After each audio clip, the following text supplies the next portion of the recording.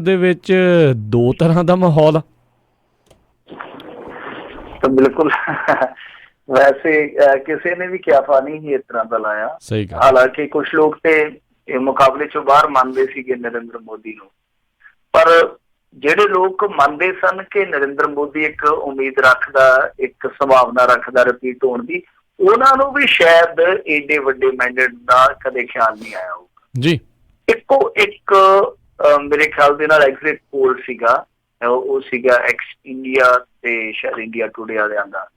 ਉਹਨਾਂ ਨੇ ਇਹਨਾਂ ਨੂੰ 339 ਤੋਂ 365 ਦਿੱਤੀਆਂ ਸੀ। ਸਿਰਫ ਇੱਕੋ ਇੱਕ ਉਹ ਐਗਜ਼ਿਟ ਪੋਲ ਸੀਗਾ ਜਿਨ੍ਹਾਂ ਨੇ ਇੰਨੀਆਂ ਸੀਟਾਂ ਦਿੱਤੀਆਂ ਸੀ। ਉਹਨਾਂ ਦਾ ਹਾਲ ਜਨਤਾ ਨੇ ਫਿਰ ਬਣਾ ਕੀਤਾ। ਤੁਹਾਨੂੰ ਪਤਾ ਹੀ ਹੈ, ਟੋਲਾ ਜਿਹੜਾ ਅੱਜ ਕੱਲ੍ਹ ਇਹਨਾਂ ਚੀਜ਼ਾਂ ਦੇ ਪਿੱਛੇ ਪੈ ਜਾਂਦਾ, ਤੇ ਉਹਨਾਂ ਦਾ ਜਿਹੜਾ ਏਜੰਸੀ ਦਾ ਕਰਤਾ ਧਰਤਾ ਸੀਗਾ ਅੱਜ ਰੋ ਪਿਆ ਕਿ ਜਿੰਨੀਆਂ ਗਾਲਾਂ ਮੈਂ ਖਾਧੀਆਂ, ਪਰ ਮੈਨੂੰ ਆਪਣੀ ਟੀਮ ਤੇ ਯਕੀਨ ਸੀਗਾ ਕਿਉਂਕਿ ਅਸੀਂ 8 ਲੱਖ ਬੰਦੇ ਨੂੰ ਉਸ ਸਰਵੇ 'ਚ ਸ਼ਾਮਲ ਕੀਤਾ ਤਾਂ ਅਸੀਂ ਉਹ ਸਿੱਟਾ ਕੱਢਿਆ ਸੀਗਾ ਕਿ ਪੂਰੇ ਇੰਡੀਆ 'ਚੋਂ ਰਾਏ ਬਣਦੀ ਪਈ ਆ ਕਿ ਨਰਿੰਦਰ ਮੋਦੀ ਦੇ ਚਿਹਰੇ ਨੂੰ ਵੋਟ ਜਿਹੜੀ ਆ ਪਾਊਗੇ, ਤੇ ਅਸੀਂ ਸਿੱਟਾ ਕੱਢਿਆ ਕਿ 339 ਤੋਂ 365 ਦੇ ਦਰਮਿਆਨ, ਤੇ ਲਗਭਗ 95% ਉਹਨਾਂ ਦਾ ਜਿਹੜਾ ਪੋਲ ਸੀ ਉਹ ਸਟੀਕ ਬੈਠਾ। ਕਿਉਂਕਿ ਹਾਲ ਦੀ ਘੜੀ ਜੇ ਦੇਖੀਏ 350 ਰੁਝਾਨ ਜਿਹੜਾ ਉਹ ਇਹਨਾਂ ਦੇ ਪੱਖ 'ਚ ਆ, 85 ਤੇ UPA ਆ, ਬਾਕੀ ਅਦਰਸ ਜਿਹੜੇ ਉਹ 107 ਤੇ ਆ। ਇਹਦਾ ਮਤਲਬ ਤੇ ਇਹੋ ਆ ਕਿ ਜਿਹੜੀ ਇਹ ਹਨੇਰੀ ਵਗੀ ਆ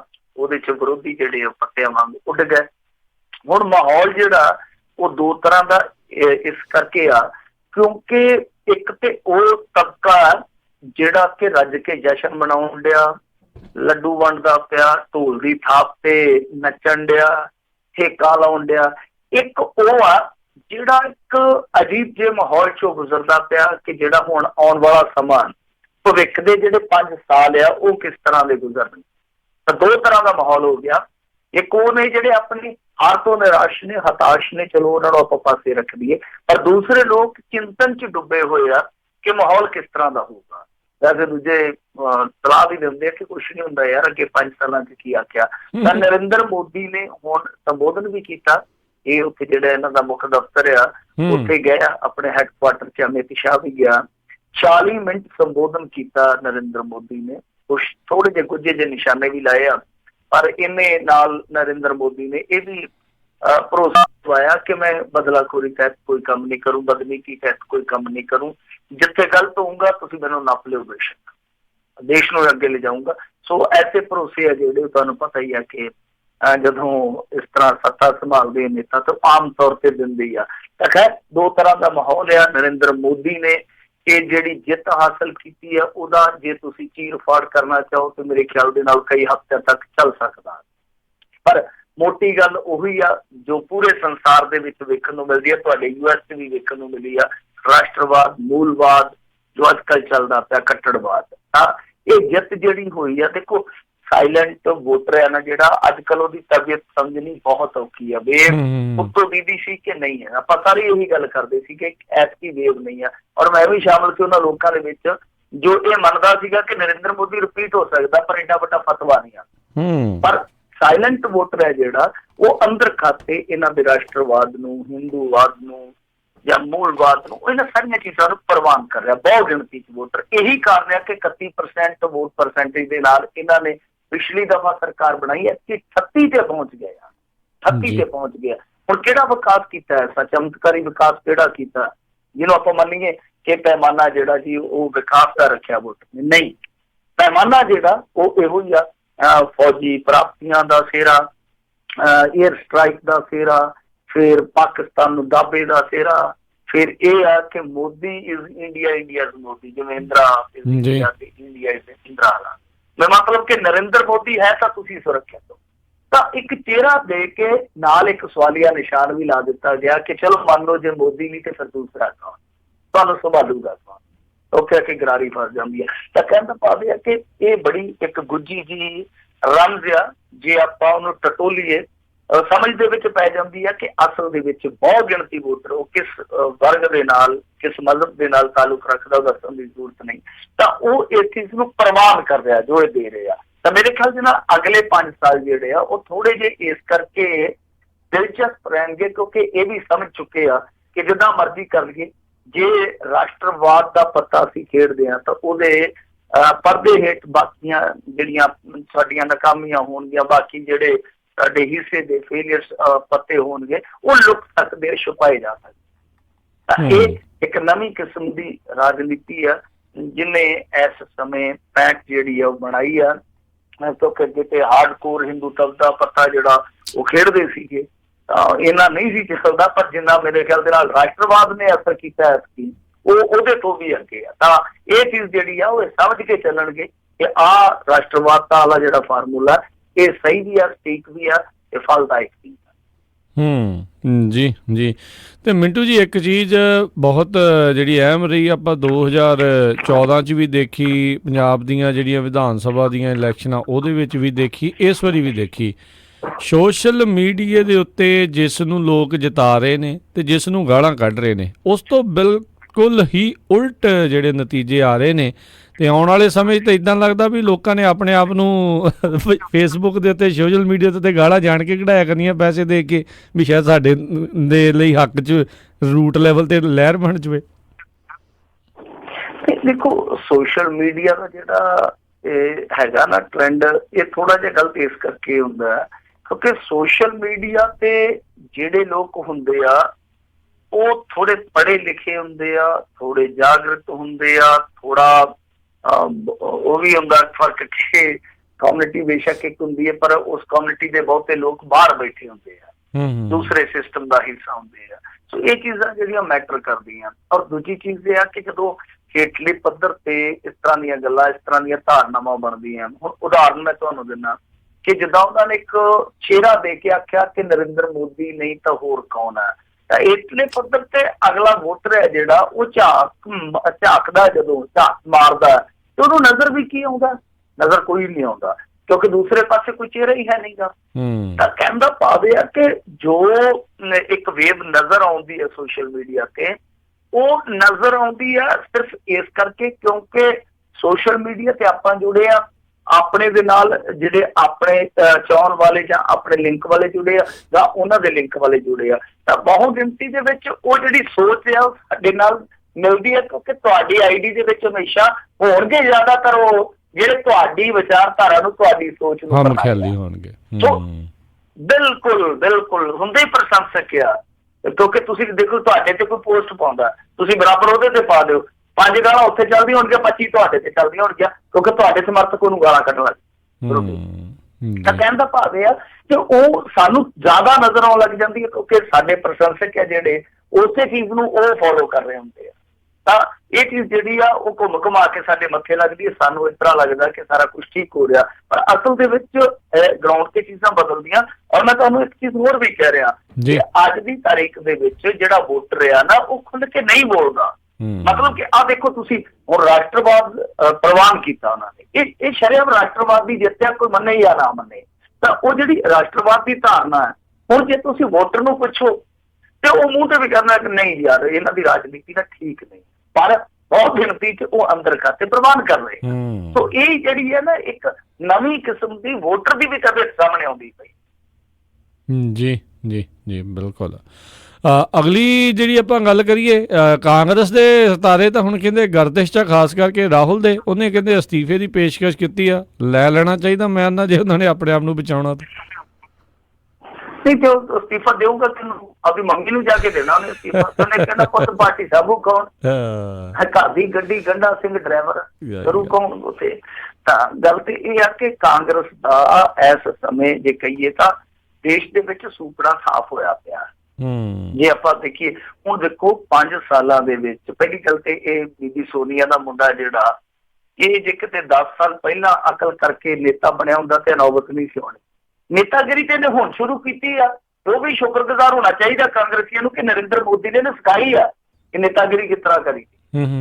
ਤਾਂ ਜੇ ਪਹਿਲਾਂ ਆਪਦੇ ਸਮੇਂ ਦੇ ਵਿੱਚ ਜਿਹੜਾ 10 ਸਾਲ ਦਾ ਇਹਨਾਂ ਦਾ ਰਾਜਕਾਲ ਸੀਗਾ, ਜੋ ਉਸ ਸਮੇਂ ਸੰਭਲਿਆ ਹੁੰਦਾ ਤੇ ਬਹੁਤ ਕੁਛ ਠੀਕ ਕੀਤਾ ਜਾ ਸਕਦਾ। ਤਾਂ ਬਹਰਹਾਲ ਜਿਵੇਂ ਤੁਸੀਂ ਸ਼ਬਦ ਇਸਤੇਮਾਲ ਕੀਤਾ ਕਿ ਸਿਤਾਰੇ ਗਰਦਿਸ਼ ਦੇ ਵਿੱਚ, ਬਿਲਕੁਲ ਸੱਚ ਆ, ਹਕੀਕਤ ਆ, ਇਹਨਾਂ ਦੇ ਸਿਤਾਰੇ ਗਰਦਿਸ਼ ਦੇ ਵਿੱਚ ਆ। ਟ੍ਰੈਂਡ ਜੇ ਦੇਖੋਗੇ 85 ਚ ਇਹ ਅੱਗੇ ਆ ਯੂਪੀਏ ਤੇ ਕੱਲੀ ਕਾਂਗਰਸ ਮੇਰੇ ਖਿਆਲ ਦੇ ਨਾਲ ਔਖੀ ਆ ਜਾਣੀ ਉਸੇ ਦਾਇਰੇ ਚ 40, 50, 60 ਵਾਲੀ ਕੀ ਕਰੂਗੀ।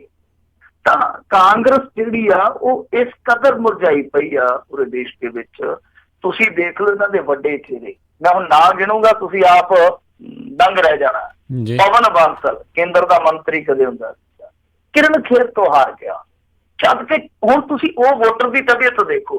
ਮੈਂ ਚੰਡੀਗੜ੍ਹ ਜਾਂਦਾ ਰਹਿਣਾ, ਉੱਥੇ ਲੋਕੀ ਕਹਿੰਦੇ ਸੀ ਕਿ ਐਤਕੀ ਕਿਰਨ ਖੇਰ ਤੀਜੇ ਨੰਬਰ ਤੇ ਆ ਜਾਵੇ ਤਾਂ ਬੜੀ ਵੱਡੀ ਗੱਲ ਆ। ਆਮ ਆਦਮੀ ਪਾਰਟੀ ਨੇ ਜਿਹੜਾ ਚਿਹਰਾ ਦਿੱਤਾ ਸੀ ਨਾ ਧਵਨ, ਲੋਕੀ ਕਹਿੰਦੇ ਸੀ ਇਹ ਦੂਜੇ ਨੰਬਰ ਤੇ ਆਊ ਘੱਟੋ ਘੱਟ ਪਵਨ ਬਾਂਸਲ ਜੀ। ਤਾਂ ਤੁਸੀਂ ਦੇਖ ਲਓ ਹੁਣ ਵੋਟਰ ਬਾਹਰੋਂ ਕੀ ਕਹਿੰਦਾ ਸੀਗਾ ਤੇ ਅੰਦਰੋਂ ਕੀ ਚਾਹੁੰਦਾ, ਉਹਦੇ ਅੰਦਰ ਕੀ ਕਰਦਾ। ਤਾਂ ਉਹ ਜਿਹੜੀ ਵੋਟ ਆ ਕਿਰਨ ਖੇਰ ਨੂੰ ਨਹੀਂ ਪਈ, ਅਖੀਰ ਚ ਮੋਦੀ ਦੇ ਚਿਹਰੇ ਨੂੰ ਪਈ। ਤਾਂ ਇਹ ਚੀਜ਼ ਇੱਥੋਂ ਪ੍ਰਮਾਣਿਤ ਹੋ ਜਾਂਦੀ ਆ।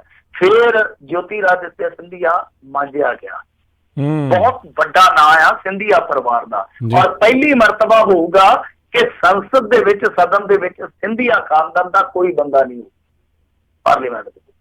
ਤਾਂ ਜੋਤੀਰਾਦਿੱਤਿਆ ਸਿੰਧੀਆ ਜਿਹੜਾ ਉਹ ਵੀ ਹਾਰ ਗਿਆ, ਦਿਗਵਿਜੇ ਸਿੰਘ ਹਾਰ ਗਿਆ, ਜਿੱਤ ਗਈ ਬੀਬੀ। ਔਰ ਇਹ ਵੀ ਪਹਿਲਾ ਮੌਕਾ ਹੋਊਗਾ ਕਿ ਅੱਤਵਾਦ ਦੇ ਦੋਸ਼ਾਂ ਦਾ ਸਾਹਮਣਾ ਕਰ ਰਹੀ ਇੱਕ ਬੀਬੀ ਮੈਂਬਰ ਪਾਰਲੀਮੈਂਟ ਬਣ ਕੇ ਪਾਰਲੀਮੈਂਟ ਦੇ ਵਿੱਚ ਬੈਠੂ। ਇਹ ਵੀ ਪਹਿਲੀ ਮਰਤਬਾ ਹੋਊਗਾ। ਬਲਾਤਕਾਰੀ ਤੇ ਗਏ ਸੀਗੇ, ਲਠੈਤ ਤੇ ਗਏ ਸੀਗੇ, ਚੋਰ ਤੇ ਗਏ ਸੀਗੇ, ਜੇਬ ਕਤਰੇ ਤੇ ਗਏ ਸੀਗੇ, ਬਹੁਤ ਕੁਝ ਕੁਤਰਨ ਵਾਲੇ ਵੀ ਗਏ ਸੀਗੇ। ਪਰ ਆਹ ਪਹਿਲਾ ਮੌਕਾ ਜਦੋਂ ਅੱਤਵਾਦ ਦੇ ਦੋਸ਼ਾਂ ਦਾ ਸਾਹਮਣਾ ਕਰ ਰਹੀ ਬੀਬੀ ਹੈ ਜਿਹੜੀ, ਉਹ MP ਬਣ ਕੇ ਜਾ ਰਹੀ ਆ। ਫਿਰ ਇਹਨਾਂ ਦੇ ਥੰਮ ਜਿਹੜੇ ਡਿੱਗੇ ਆ, ਭੁਪਿੰਦਰ ਹੁੱਡਾ ਡਿੱਗ ਪਿਆ ਹਰਿਆਣੇ ਵਾਲਾ, ਉਹਦਾ ਮੁੰਡਾ ਦਪਿੰਦਰ ਡਿੱਗ ਪਿਆ। ਇਸ ਤੋਂ ਇਲਾਵਾ ਬੀਬੀ ਸ਼ੀਲਾ ਦੀਕਸ਼ਤ ਫਿਰ ਹਾਰ ਗਈ, ਫਿਰ ਰਾਹੁਲ ਗਾਂਧੀ ਹਾਰ ਗਿਆ। ਦੇਖੋ ਸਭ ਤੋਂ ਵੱਡੀ ਤਰਾਸਦੀ ਕਾਂਗਰਸ ਦੀ ਕਿ ਅਮੇਠੀ ਸੀਟ ਜਿਹੜੀ ਇਹਨਾਂ ਦੀ ਆਪਣੀ ਕਹਿ ਲਈਏ ਕਿ ਪੁਸ਼ਤੈਨੀ ਸੀਟ ਆ, ਉੱਥੇ ਆਪ ਹਾਰ ਗਏ ਆ। ਤਾਂ ਇਹਨਾਂ ਦਾ ਵਾਕਈ ਇਸ ਸਮੇਂ ਦਾ ਜਿਹੜਾ ਦੌਰ ਹੈ, ਜਿੱਦਾਂ ਤੁਸੀਂ ਉਹਨੂੰ ਇੱਕ ਪ੍ਰਤੀਕਤਾ ਦਿੱਤੀ ਹੈ ਕਿ ਸਿਤਾਰੇ ਗਰਦਿਸ਼ ਦੇ ਵਿੱਚ, ਮੇਰੇ ਖਿਆਲ ਦੇ ਨਾਲ ਤੇ ਸਿਤਾਰੇ ਟੁੱਟਣ ਵਾਲੇ ਹੋਏ ਪਏ, ਜਿਹੜਾ ਇਹਨਾਂ ਦਾ ਹਾਲ ਹੋਇਆ ਪਿਆ। ਵੀਰਭੱਦਰ ਸਿੰਘ ਦੇ ਪਰਿਵਾਰ ਨੇ ਇਲੈਕਸ਼ਨ ਲੜਨ ਤੋਂ ਹੀ ਤੌਬਾ ਕਰ ਦਿੱਤੀ, ਆਹ ਹਾਲ ਹੋ ਗਿਆ। ਸੋ ਕੁੱਲ ਮਿਲਾ ਕੇ ਰਾਹੁਲ ਗਾਂਧੀ ਨੂੰ ਇੱਕ ਵਾਰੀ ਫੇਰ ਸੋਚਣਾ ਵਿਚਾਰਨਾ ਪਊਗਾ, ਇਹਨਾਂ ਦੀ ਲੀਡਰਸ਼ਿਪ ਨੂੰ ਗਹੀਨ ਮਹੀਨ ਚਿੰਤਨ ਕਰਨਾ ਪਊਗਾ ਕਿ ਆਖਰ ਗਲਤੀ ਕਿੱਥੇ ਹੋ ਰਹੀ ਆ। ਤਾਂ ਜਾਂ ਤਾਂ ਹੁਣ ਇਹਨਾਂ ਨੂੰ ਵੀਕ ਦੇ ਆਰ ਜਾਣਾ ਪਊ ਜਾਂ ਪਾਰ ਜਾਣਾ ਪਊ। ਸੌਫਟ ਹਿੰਦੂਤਵ ਜਿਹੜਾ ਇਹਨਾਂ ਨੇ ਖੇਡਣਾ ਚਾਹਿਆ ਉਹ ਇਹਨਾਂ ਨੂੰ ਪੁੱਠਾ ਪਿਆ। ਇਹ ਜਿੰਨਾ ਰੌਲਾ ਪਾਉਂਦੇ ਆ ਉਹੀ ਬੈਕ ਫਾਇਰ ਕਰਦਾ ਹੈ। ਤਾਂ ਇਹਨਾਂ ਨੂੰ ਨਵੇਂ ਤਰੀਕੇ ਤੋਂ ਸਟ੍ਰੈਟਜੀ ਬਣਾਉਣੀ ਪਊਗੀ, ਨਵੇਂ ਤਰੀਕੇ ਤੋਂ ਪੈਂਤੜੇ ਘੜਨੇ ਪੈਣਗੇ, ਨਵੇਂ ਤਰੀਕੇ ਤੋਂ ਇਹਨਾਂ ਨੂੰ ਆਪਣੀ ਭੂਮਿਕਾ ਤੈਅ ਕਰਨੀ ਪਊ। ਨਹੀਂ ਤਾਂ ਫਿਰ ਆਹੀ ਜਿਹੜਾ ਨਾ 40 50 60 ਇਹਨੂੰ ਭਾਗ ਮੰਨ ਕੇ ਬਹਿ ਜਾਣ ਚੁੱਕਾ। ਜੀ ਜੀ ਬਿਲਕੁਲ। ਇਸ ਟਾਈਮ 50 51 ਦੇ ਉੱਤੇ ਮਸਾਂ ਹੀ ਜਿਹੜਾ ਸ਼ਗਨ ਇਹਨਾਂ ਦਾ ਪੈਣਾ ਆ, ਤੇ ਕੋਈ ਬਹੁਤਾ ਜਿਹੜਾ ਆ ਅੱਗੇ ਜਾਣ ਦੀ ਇਹਨਾਂ ਦੀ ਕੋਈ ਹੈ ਨਹੀਂ ਆ। ਤੇ ਮਿੰਟੂ ਜੀ, ਇਸ ਪੂਰੇ ਮਾਮਲੇ ਦੇ ਵਿੱਚ, ਇਸ ਇਲੈਕਸ਼ਨ ਦੇ ਵਿੱਚ ਚੰਦੇ ਦਾ ਮਾਮਲਾ ਵੀ ਬੜਾ ਜਿਹੜਾ ਆ ਗਰਮਾਇਆ ਰਿਹਾ। ਕਿਸੇ ਨੇ ਪਤਾ ਨਹੀਂ ਇਹ 'ਤੇ ਗੌਰ ਕੀਤਾ ਜਾਂ ਨਹੀਂ ਕੀਤਾ, ਪਰ ਬਹੁਤਾਤ ਚੰਦਾ ਆ ਉਹ ਭਾਰਤੀ ਜਨਤਾ ਪਾਰਟੀ ਤੋਂ ਗਿਆ। ਤੇ ਅੱਜ ਦੀ ਜਿਹੜੀ ਇਲੈਕਸ਼ਨ ਆ ਕਿਸੇ ਵੀ ਮੁਲਕ ਦੀ, ਜਿਹੜੀ ਆਪਾਂ ਹੁਣ ਲੈ ਕੇ ਚੱਲ ਲਈਏ, ਚਾਹੇ ਅਮਰੀਕਾ ਦੀ ਗੱਲ ਕਰ ਲਈਏ, ਚਾਹੇ ਆਪਾਂ ਉਹਦੇ ਭਾਰਤ ਦੀ ਗੱਲ ਕਰ ਲਈਏ, ਜਿਹਦੇ ਕੋਲ ਪੈਸਾ, ਜਿਹਦੇ ਕੋਲ ਲਾਠਾ, ਉਹਦਾ ਹੀ ਜਿਹੜਾ ਜ਼ੋਰ ਜਿਹੜਾ ਚੱਲਦਾ ਆ। ਤੇ ਜੇ ਇੱਕ ਪਾਰਟੀ ਸਭ ਤੋਂ ਜ਼ਿਆਦਾ ਚੰਦਾ ਇਕੱਠਾ ਕਰ ਰਹੀ ਆ, ਦੂਜੀ ਬੈਂਕਰਪਟ ਹੋ ਰਹੀ ਆ, ਤੇ ਫਿਰ ਉਹ ਕਿੱਦਾਂ ਉਹਨਾਂ ਦਾ ਸਾਹਮਣਾ ਕਰਨਗੇ? ਨਹੀਂ ਦੇਖੋ, ਇਹ ਹੁੰਦਾ ਜਦੋਂ UPA ਸਰਕਾਰ ਸੀ, ਤੁਸੀਂ ਉਦੋਂ ਦਾ ਡਾਟਾ ਕੱਢ ਲਓ। ਇਹਨਾਂ ਨੂੰ ਚੰਦਾ ਜਿਹੜਾ ਉਦੋਂ ਭਾਰਤੀ ਜਨਤਾ ਪਾਰਟੀ ਵਾਲਿਆਂ ਨੂੰ ਘੱਟ ਮਿਲਦਾ ਸੀ, ਇਹਨਾਂ ਨੂੰ ਜ਼ਿਆਦਾ ਮਿਲਦਾ ਸੀ, ਵਧੇਰੇ ਮਿਲਦਾ ਸੀਗਾ UPA ਵਾਲਿਆਂ ਨੂੰ, ਕਾਂਗਰਸ ਨੂੰ ਜਾਣੀ। ਹੁਣ ਉਹ ਸੱਤਾ ਨਸ਼ੀਨ ਆ ਤਾਂ ਫਿਰ ਉਹਨਾਂ ਨੂੰ ਜ਼ਿਆਦਾ ਚੰਦਾ ਮਿਲੂਗਾ, ਜ਼ਾਹਰਾ ਜੀ ਗੱਲ ਆ, ਕਿਉਂਕਿ ਅਗਲਿਆਂ ਨੇ ਕੰਮ ਹੈ ਜਿਹੜੇ ਉਹ ਉਹਨਾਂ ਤੋਂ ਲੈਣੇ। ਹੁਣ ਰਾਹੁਲ ਗਾਂਧੀ ਥੋੜੀ ਕੰਮ ਕਰਵਾਊਗਾ, ਇਹਦਾ ਮਤਲਬ ਹੈ ਕਿ ਕੰਪਨੀ, ਕਿਉਂਕਿ ਦੇਖੋ ਕਾਰਪੋਰੇਟ ਹੀ ਜ਼ਿਆਦਾ ਚੰਦਾ ਦਿੰਦਾ, ਵੱਡੇ ਘਰਾਣੇ ਹੀ ਚੰਦਾ ਦਿੰਦੇ ਨੇ। ਇੱਥੋਂ ਤੱਕ ਕਿ ਇਹਨਾਂ ਨੇ ਨਾ ਸਾਂਝੇ ਰੂਪ ਦੇ ਵਿੱਚ ਗਰੁੱਪ ਬਣਾਏ ਹੋਏ ਆ। ਉਹ ਗਰੁੱਪ ਜਿਵੇਂ 52 ਕੰਪਨੀਆਂ ਨੇ ਕਿਸੇ ਗਰੁੱਪ ਦੇ ਵਿੱਚ, ਉਹ ਸਾਂਝੇ ਤੌਰ ਤੇ ਚੰਦਾ ਦਿੰਦੀਆਂ। ਹੁਣ ਜਿਹੜਾ ਗਰੁੱਪ ਆ ਜਿਹਨੇ ਅੱਗੇ ਜਾ ਕੇ ਸੈਟਿੰਗ ਕੀਤੀ ਆ ਕਿਸੇ ਮੰਤਰੀ ਨਾਲ, ਸੰਤਰੀ ਨਾਲ, ਉਹ ਇਹਨਾਂ ਨੂੰ ਹਾਰਿਆਂ ਨੂੰ ਥੋੜੀ ਦੇਊਗਾ, ਉਹ ਦਿੰਦੇ ਆ। ਇਹਨਾਂ ਨੂੰ ਐ ਕਰਦੇ ਕਿ ਮੁੱਠ ਭਰ ਕੇ ਫੜਾ ਦਿੰਦੇ ਆ ਭਾਨ ਦੀ, ਤੇ ਉਧਰ ਥੈਲਾ ਦੇ ਦਿੰਦੇ ਆ। ਆਹ ਕੰਮ ਚੱਲਦਾ ਕਿ ਇੱਧਰ ਵੀ ਥੋੜਾ ਜਿਹਾ ਹੱਥ ਰੱਖ ਲੈਂਦੇ, ਉੱਧਰ ਵੀ ਥੋੜਾ ਜਿਹਾ ਰਸੂਖ ਰੱਖ ਲੈਂਦੇ ਆ। ਤਾਂ ਕਹਿਣ ਦਾ ਭਾਵ ਹੈ ਕਿ ਚੰਦਾ ਹਮੇਸ਼ਾ ਜੋ ਤਾਕਤ ਦੇ ਵਿੱਚ ਹੁੰਦਾ ਉਹਨੂੰ ਜ਼ਿਆਦਾ ਮਿਲਦਾ ਹੈ, ਔਰ ਉਹੀ ਇਸਤੇਮਾਲ ਕਰਦਾ। ਬਾਕੀ ਇਸ ਸਮੇਂ ਇੱਕ ਗੱਲ ਤੁਸੀਂ ਮੰਨ ਕੇ ਚੱਲੋ ਕਿ ਇਕੱਲੇ ਚੰਦੇ ਦੀ ਗੱਲ ਨਹੀਂ ਹੈ, ਓਦਾਂ ਵੀ ਉਹ ਜਿਹੜੇ 2 ਗੁਜਰਾਤੀ ਆ ਉਹਨਾਂ ਦੇ ਕੋਲ ਇੰਨਾ ਕੁ ਮਾਲ ਪਾਣੀ ਆ ਕਿ ਪ੍ਰਵਾਹ ਨਹੀਂ ਹੈ। ਨਹੀਂ ਸੋ ਪੂਰਾ। ਦੂਸਰੀ ਗੱਲ ਜਿਹੜੀ ਆ ਨਾ ਸਮਝਣ ਦੀ ਜ਼ਰੂਰਤ ਆ ਕਿ ਜਿਹੜਾ ਕਾਂਗਰਸ ਦਾ ਕਾਡਰ ਸੀਗਾ ਕਿਸੇ ਸਮੇਂ, ਜੇ ਤੁਸੀਂ 60 ਦੇ ਦਹਾਕੇ 'ਚ ਦੇਖ ਲਓ, 70 ਦੇ ਦਹਾਕੇ 'ਚ ਦੇਖ ਲਓ, 80 ਤੱਕ ਵੀ ਰਿਹਾ, ਉਹੀ ਕਾਡਰ ਦਾ ਅੱਜ ਜੇ ਤੁਸੀਂ RSS ਦੇ ਨਾਲ ਤੁਲਨਾਤਮਕ ਤੌਰ ਤੇ ਅਧਿਐਨ ਕਰੋਗੇ, RSS ਉਹ ਤੋਂ ਵੀ ਮਜ਼ਬੂਤ ਨਜ਼ਰ ਆਉਂਦੀ ਹੈ। ਜਿਹੜੀ ਅਸਲ ਸਮਝਣ ਵਾਲੀ ਗੱਲ ਆ, ਹੁਣ ਰੌਲਾ ਇਹ ਹੁੰਦਾ ਕਿ ਬੂਥ ਮੈਨੇਜਮੈਂਟ ਤੁਹਾਡੀ ਕਿਸ ਤਰ੍ਹਾਂ ਦੀ ਆ। ਪਾਰਟੀ ਹਮੇਸ਼ਾ ਬੂਥ ਮੈਨੇਜਮੈਂਟ ਦੇ ਆਧਾਰ ਤੇ ਪਛੜਦੀ ਆ, ਉੱਥੇ ਹੀ ਅੱਗੇ ਜਾਂਦੀ ਆ। ਬੂਥ ਮੈਨੇਜਮੈਂਟ ਉਹਨਾਂ ਦੀ ਬੜੀ ਜ਼ਬਰਦਸਤ ਆ। ਉਹ ਕਹਿੰਦੇ ਆ ਕਿ ਮੇਰਾ ਬੂਥ ਸਭ ਤੋਂ ਮਜ਼ਬੂਤ, ਕਹਿਣ ਦਾ ਭਾਵ ਹੈ ਕਿ 25-30 ਬੰਦੇ ਉਹਨਾਂ ਦੇ ਇੱਕ ਬੂਥ ਤੇ ਕੰਮ ਕਰਦੇ ਆ, ਜਿਨ੍ਹਾਂ ਦਾ ਕੰਮ ਕੀ ਆ ਕਿ ਵੋਟਰ ਦੇਖਣਾ ਕਿਹੜਾ ਰਹਿ ਗਿਆ, ਵੋਟਰ ਦੇਖਣਾ ਹੈ ਕਿਹੜਾ ਵਿਕਣ ਵਾਲਾ। ਇਹ ਸਾਰੀਆਂ ਚੀਜ਼ਾਂ ਦੀ ਨਿਸ਼ਾਨਦੇਹੀ ਕਰਨੀ ਆ, ਕੱਲੇ ਕੱਲੇ ਕਿ ਆਹ ਵੋਟਰ ਹੈ ਜਿਹੜਾ ਉਹ ਐਸ ਮਾਨਸਿਕਤਾ ਦਾ, ਆਹ ਵੋਟਰ ਹੈ ਜਿਹੜਾ ਉਹ ਔਲਾਰਵਾਦਤਾ ਦਾ ਸ਼ਿਕਾਰ ਹੋ ਸਕਦਾ। ਸੋ ਇਹ ਸਾਰੀਆਂ ਚੀਜ਼ਾਂ ਨਾ ਜਿਹੜੀਆਂ ਮੈਨੇਜਮੈਂਟ ਦਾ ਹਿੱਸਾ। ਫਿਰ ਇਹਨਾਂ ਦਾ ਜੇ ਤੁਸੀਂ ਦੇਖੋਗੇ ਜਿਹੜਾ ਜਾਤ ਸਮੀਕਰਨ ਹੈ, ਜਿਹੜਾ ਕਿ ਆਪਾਂ ਕਹਿ ਸਕਦੇ ਹਾਂ ਕਿ ਭਾਰਤੀ ਰਾਜਨੀਤੀ ਦਾ ਧੁਰਾ, ਉਹ ਜਿਹੜੀ ਮੈਨੇਜਮੈਂਟ ਕਰਦੇ ਆ, ਜਿਹਨੂੰ ਆਪਾਂ ਸੋਸ਼ਲ ਇੰਜੀਨੀਅਰਿੰਗ ਕਹਿ ਦਿੰਦੇ ਅੱਜ ਦੀ ਭਾਸ਼ਾ ਦੇ ਵਿੱਚ, ਉਹ ਵੀ ਉਹਨਾਂ ਦੀ ਜ਼ਬਰਦਸਤ ਹੈ ਕਿ ਗਰੀਬਾਂ ਲਈ ਆਯੁਸ਼ਮਾਨ ਪਿਆ, ਫਿਰ ਕਿਸਾਨਾਂ ਲਈ ਉਹਨਾਂ ਨੇ ਕਿਸਾਨ ਨਿਧੀ ਲੈ ਆਂਦੀ, ਚਾਹੇ ਉਹ 2-2000 ਰੁਪਇਆ ਸੀ, ਨਗੂਣਾ ਸੀਗਾ ਪਰ ਦੇ ਦਿੱਤਾ। ਫਿਰ ਸਧਾਰਨ ਬੀਬੀਆਂ ਵਾਸਤੇ ਜੋ ਗਰੀਬ ਸੀਗੀਆਂ ਉਹਨਾਂ ਨੂੰ ਸਿਲੰਡਰ ਦੇ ਦਿੱਤਾ, ਭਾਵੇਂ ਇੱਕ ਸਿਲੰਡਰ ਦਿੱਤਾ, ਬਾਅਦ ਚ ਉਹਨਾਂ ਨੇ ਆਪਣੇ ਪੱਲਿਓ ਭਰਾਇਆ ਜਾਂ ਨਹੀਂ ਭਰਾਇਆ, ਇੱਕ ਵਾਰੀ ਦੇ ਦਿੱਤਾ। ਇਸ ਤਰ੍ਹਾਂ ਫਿਰ ਦਲਿਤਾਂ ਬਾਰੇ ਉਹ ਜਿਹੜਾ ਕਾਨੂੰਨ ਦਾ ਰੌਲਾ, ਉਹਦੇ ਚ ਦਲਿਤਾਂ ਦੇ ਨਾਲ ਖਲੋਗੇ, ਯਾਨੀ ਸਵਰਨ ਜਾਤੀਆਂ ਨੂੰ ਰਾਖਵੇਂ ਕਰਨ ਦਾ ਲੋਲੀਪੌਪ ਦੇ ਦਿੱਤਾ। ਹੁਣ ਤੁਸੀਂ ਦੇਖੋ ਸੋਸ਼ਲ ਇੰਜੀਨੀਅਰਿੰਗ ਕਿਸ ਤਰ੍ਹਾਂ ਦੀ ਹਰੇਕ ਵਰਗ ਨੂੰ ਉਹਨਾਂ ਨੇ ਆਪਣੀ ਚਪੇਟ ਚ ਲਿਆ ਵਾ। ਜੀ ਜੀ ਬਿਲਕੁਲ। ਅਗਲੀ ਜਿਹੜੀ ਗੱਲ ਕਰਦੇ ਜਾਈਏ, ਕਹਿੰਦੇ ਪੰਜਾਬ ਦੇ ਵਿੱਚ ਕਾਂਗਰਸ ਤੇ ਮਿਸ਼ਨ 13 ਨੂੰ ਤਾਂ ਲੱਗ ਗਈਆਂ ਬ੍ਰੇਕਾਂ, ਤੇ ਕੈਪਟਨ ਨੇ ਹੁਣ ਸਿੱਧੂ ਖਿਲਾਫ ਖੋਲ੍ਹ ਲਿਆ ਮੋਰਚਾ, ਤੇ ਲੋਕਾਂ ਨੇ ਵਾਅਦੇ ਚੇਤਾ ਕਰਾਏ ਨੇ। ਹਾਂ, ਹੁਣ ਇਹਨਾਂ ਨੇ ਛਿੱਤਰੋ ਛਿੱਤਰੀ ਹੋਣਾ, ਇਹਨਾਂ ਦਾ ਕੰਮ ਸ਼ੁਰੂ ਹੋ ਗਿਆ।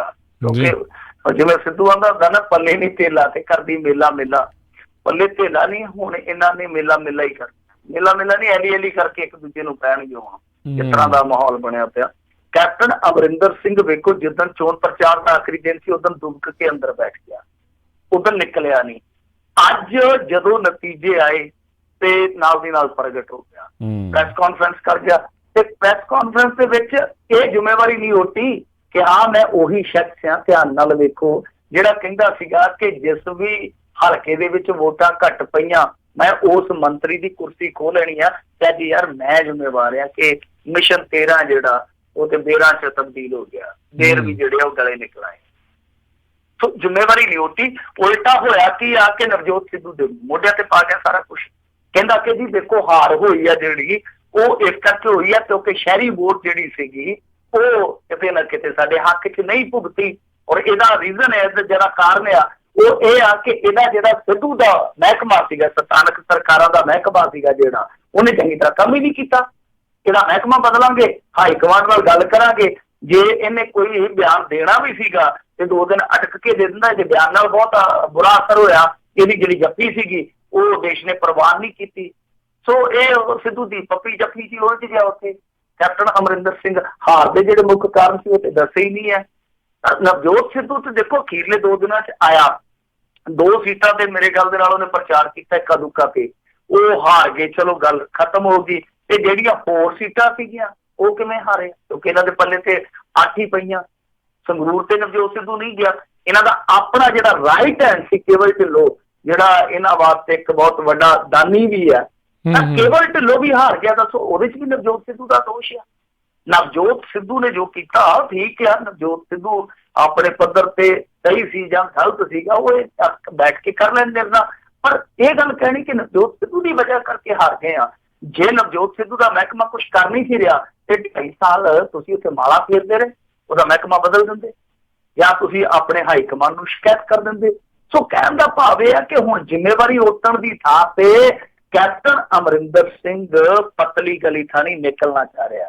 ਕਿਉਂ? ਕਿਉਂਕਿ ਇਹ ਤੇ ਕਹਿੰਦਾ ਸੀਗਾ ਮੈਂ ਕੈਬਨਿਟ ਵਾਲੇ ਤੋਂ ਅਸਤੀਫੇ ਲਊਂਗਾ, ਫਿਰ ਕਹਿੰਦਾ ਸੀਗਾ ਜੇ ਮਾੜਾ ਪ੍ਰਦਰਸ਼ਨ ਹੋਇਆ ਮੈਂ ਆਪ ਅਸਤੀਫਾ ਦੇ ਦੂੰਗਾ। ਮੇਰੇ ਖਿਆਲ ਦੇ ਨਾਲ ਇਹਦੋਂ ਲੱਚਰ ਪ੍ਰਦਰਸ਼ਨ ਤੇ ਹੋ ਹੀ ਨਹੀਂ ਸਕਦਾ ਕਿ ਇਹਨਾਂ ਦਾ ਆਪਣਾ ਜਿਹੜਾ ਸਟੇਟ ਹੈਡ ਹੈ, ਜਿਹੜਾ ਇਹਨਾਂ ਦਾ ਪ੍ਰਧਾਨ ਸੀਗਾ, ਪ੍ਰੈਜ਼ੀਡੈਂਟ ਸੀਗਾ, ਉਹ ਵੀ ਮੰਨ ਗਿਆ। ਜਾਖੜ ਵੀ ਹਾਰ ਗਿਆ, ਤੋਂ ਵੱਡਾ ਇਹਦਾ ਰਾਈਟ ਹੈਂਡ ਸੀਗਾ ਜਿਹੜਾ ਕੇਵਲ ਢਿੱਲੋਂ, ਉਹ ਵੀ ਹਾਰ ਗਿਆ। ਇਹਨੇ ਜਿਹੜੀ ਆਪਣੇ ਕੋਟੇ ਦੀ ਇੱਕ ਟਿਕਟ ਚੱਬੇਵਾਲ ਨੂੰ ਦਵਾਈ ਸੀ ਹੁਸ਼ਿਆਰਪੁਰ ਚ, ਉਹ ਵੀ ਹਾਰ ਗਿਆ। ਬੰਦੇ ਕੈਪਟਨ ਅਮਰਿੰਦਰ ਸਿੰਘ ਦੇ ਹਾਰੇ ਕਿਸ ਤਰ੍ਹਾਂ, ਇਹ ਦੇਖ ਲਓ ਹੁਣ ਤੁਸੀਂ। ਤਾਂ ਕਹਿਣ ਦਾ ਭਾਵ ਹੈ ਕਿ ਜ਼ਿੰਮੇਵਾਰੀ ਜਿਹੜੀ ਇਹਨਾਂ ਨੂੰ ਰਲ ਮਿਲ ਕੇ ਉੱਠਣੀ ਚਾਹੀਦੀ ਸੀ, ਪਰ ਇੱਕ ਦੂਜੇ ਤੇ ਜਿੱਦਾਂ ਇਹਨਾਂ ਨੇ ਸੁੱਟਣਾ ਸ਼ੁਰੂ ਕਰ ਦਿੱਤਾ, ਹੁਣ ਤੇ ਕਲੇਸ਼ ਇਹਨਾਂ ਦਾ ਵਧੂਗਾ। ਦੋ ਗੱਲਾਂ ਹੋ ਸਕਦੀਆਂ, ਜਾਂ ਤੇ ਨਵਜੋਤ ਸਿੱਧੂ ਆ ਜਿਹੜਾ ਉਹ ਬਗਾਵਤ ਕਰ ਜੂਗਾ, ਤੇ ਜਾਂ ਫਿਰ ਨਵਜੋਤ ਸਿੱਧੂ ਨੂੰ ਜੇ ਬਰਫ ਤੇ ਨਾਲ ਆਇਆ ਤੇ ਹੋ ਸਕਦਾ ਕੈਪਟਨ ਅਮਰਿੰਦਰ ਆਪਣਾ ਲੋਂਗਲਾਣਾ ਲੈ ਕੇ ਸਾਈਡ ਤੇ ਖੜ ਜਾਵੇ, ਚਲੋ ਮਿੱਤਰੋ ਮੈਂ ਚੱਲਿਆ ਕਿਸੇ ਪਾਸੇ। ਤਾਂ ਇਹ ਚੀਜ਼ਾਂ ਜਿਹੜੀਆਂ ਵਾਪਰਨੀਆਂ ਤੈਅ ਆ। ਕਾਂਗਰਸ ਦੇ ਵਿੱਚ ਹੁੰਦਾ ਆਇਆ, ਕਾਂਗਰਸ ਦਾ ਅਤੀਤ, ਕਾਂਗਰਸ ਦਾ ਪਿਛੋਕੜ, ਕਾਂਗਰਸ ਦਾ ਇਤਿਹਾਸ ਐਸਾ ਹੀ ਆ। ਤਾਂ ਇਹਨਾਂ ਦੀ ਕਲੇਸ਼ ਵਾਲੀ ਜਿਹੜੀ ਧੂੜ ਹੈ ਉਹ ਉੱਠਦੀ ਦਿਸਣ ਲੱਗ ਪਈ ਆ। ਹਾਲਾਂਕਿ ਨਤੀਜੇ ਹਾਲੇ ਚੰਗੀ ਤਰ੍ਹਾਂ ਆਏ ਵੀ ਨਹੀਂ ਸੀਗੇ, ਤਾਂ ਇਹ ਪਹਿਲਾਂ ਹੀ ਸੰਭਾਵਨਾ ਬਣ ਗਈ ਸੀ। ਰਹੀ ਗੱਲ ਹੁਣ ਲੋਕਾਂ ਦੇ ਜਿਹੜੇ ਵਾਅਦੇ ਯਾਦ ਕਰਾਉਣ ਦੀ, ਲੋਕੀ ਕਹਿੰਦੇ ਆ ਕਿ ਤੁਹਾਡਾ ਇੱਕ ਬੰਦਾ ਸੀਗਾ ਜਿਹੜਾ ਕਹਿੰਦਾ ਸੀ ਜੇ ਬਠਿੰਡੇ ਚ ਹਾਰ ਹੋਈ ਤੇ ਮੇਰੀ ਮੌਤ ਹੋ ਜੂਗੀ, ਉਹਦੇ ਬਾਰੇ ਕੀ ਖਿਆਲ ਹੈ? ਸਿਆਸੀ ਮੌਤ, ਉਹਦੀ ਸਿਆਸੀ ਮੌਤ ਹੋਈ ਹੈ ਜਾਂ ਹਾਲੇ ਸਾਹ ਆਉਂਦੇ ਆ? ਫਿਰ ਨਵਜੋਤ ਸਿੱਧੂ ਸਾਰੇ ਦੇਸ਼ ਦੇ ਸਾਹਮਣੇ ਕਹਿ ਕੇ ਆਇਆ ਸੀ, ਛਾਤੀ ਤੇ ਹੱਥ ਮਾਰ ਕੇ, ਕਿ ਜੇ ਮੇਠੀ ਚੋਂ ਰਾਹੁਲ ਗਾਂਧੀ ਹਾਰ ਗਿਆ ਮੈਂ ਸਿਆਸਤ ਛੱਡ ਦੂੰਗਾ।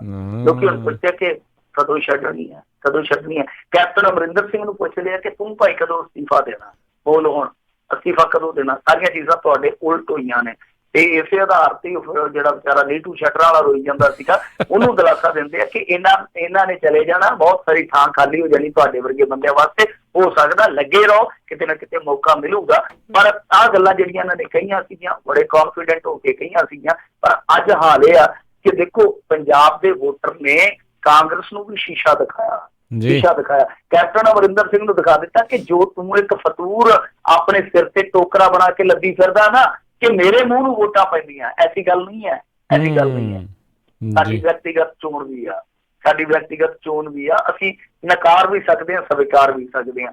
ਫਿਰ ਅਕਾਲੀਆਂ ਨੂੰ ਵੀ ਸ਼ੀਸ਼ਾ ਦਿਖਾ ਦਿੱਤਾ ਗਿਆ ਕਿ ਭਾਈ ਤੁਸੀਂ ਕਿੱਥੇ ਖਲੋਤੇ ਹੋ। ਆਮ ਆਦਮੀ ਪਾਰਟੀ ਵਾਲਿਆਂ ਨੂੰ ਵੀ ਦਿਖਾ ਦਿੱਤਾ ਕਿ ਭਾਈ ਤੁਸੀਂ ਸਾਡੀ ਨਜ਼ਰ ਦੇ ਵਿੱਚ ਮਨਫੀ ਹੋ। ਹਾਂ, ਭਗਵੰਤ ਮਾਨ ਦੇ ਨਾਲ ਸੰਗਰੂਰੀਆਂ ਨੇ ਦਿਖਾ ਦਿੱਤਾ ਕਿ ਅਸੀਂ ਜੁੜੇ। ਸੋ ਕਹਿਣ ਦਾ ਭਾਵ ਹੈ ਕਿ ਸਾਰੀਆਂ ਪਾਰਟੀਆਂ ਨੂੰ ਅਹਿਸਾਸ ਕਰਵਾਇਆ ਪੰਜਾਬ ਦੇ ਵੋਟਰ ਨੇ। ਭਾਰਤੀ ਜਨਤਾ ਪਾਰਟੀ ਨੂੰ ਵੀ ਦੱਸਿਆ ਕਿ ਇੱਥੇ ਬੇਬੂ ਵਾਲਾ ਕੋਈ ਚੱਕਰ ਨਹੀਂ ਹੈ, ਜੇ ਇੱਥੇ ਸਾਡੇ ਮਨ ਮਾਫਕ ਕੰਮ ਕਰੋਗੇ ਤਾਂ ਠੀਕ ਆ, ਨਹੀਂ ਤੇ ਭਾਈ ਸਤਿ ਸ੍ਰੀ ਅਕਾਲ ਆ।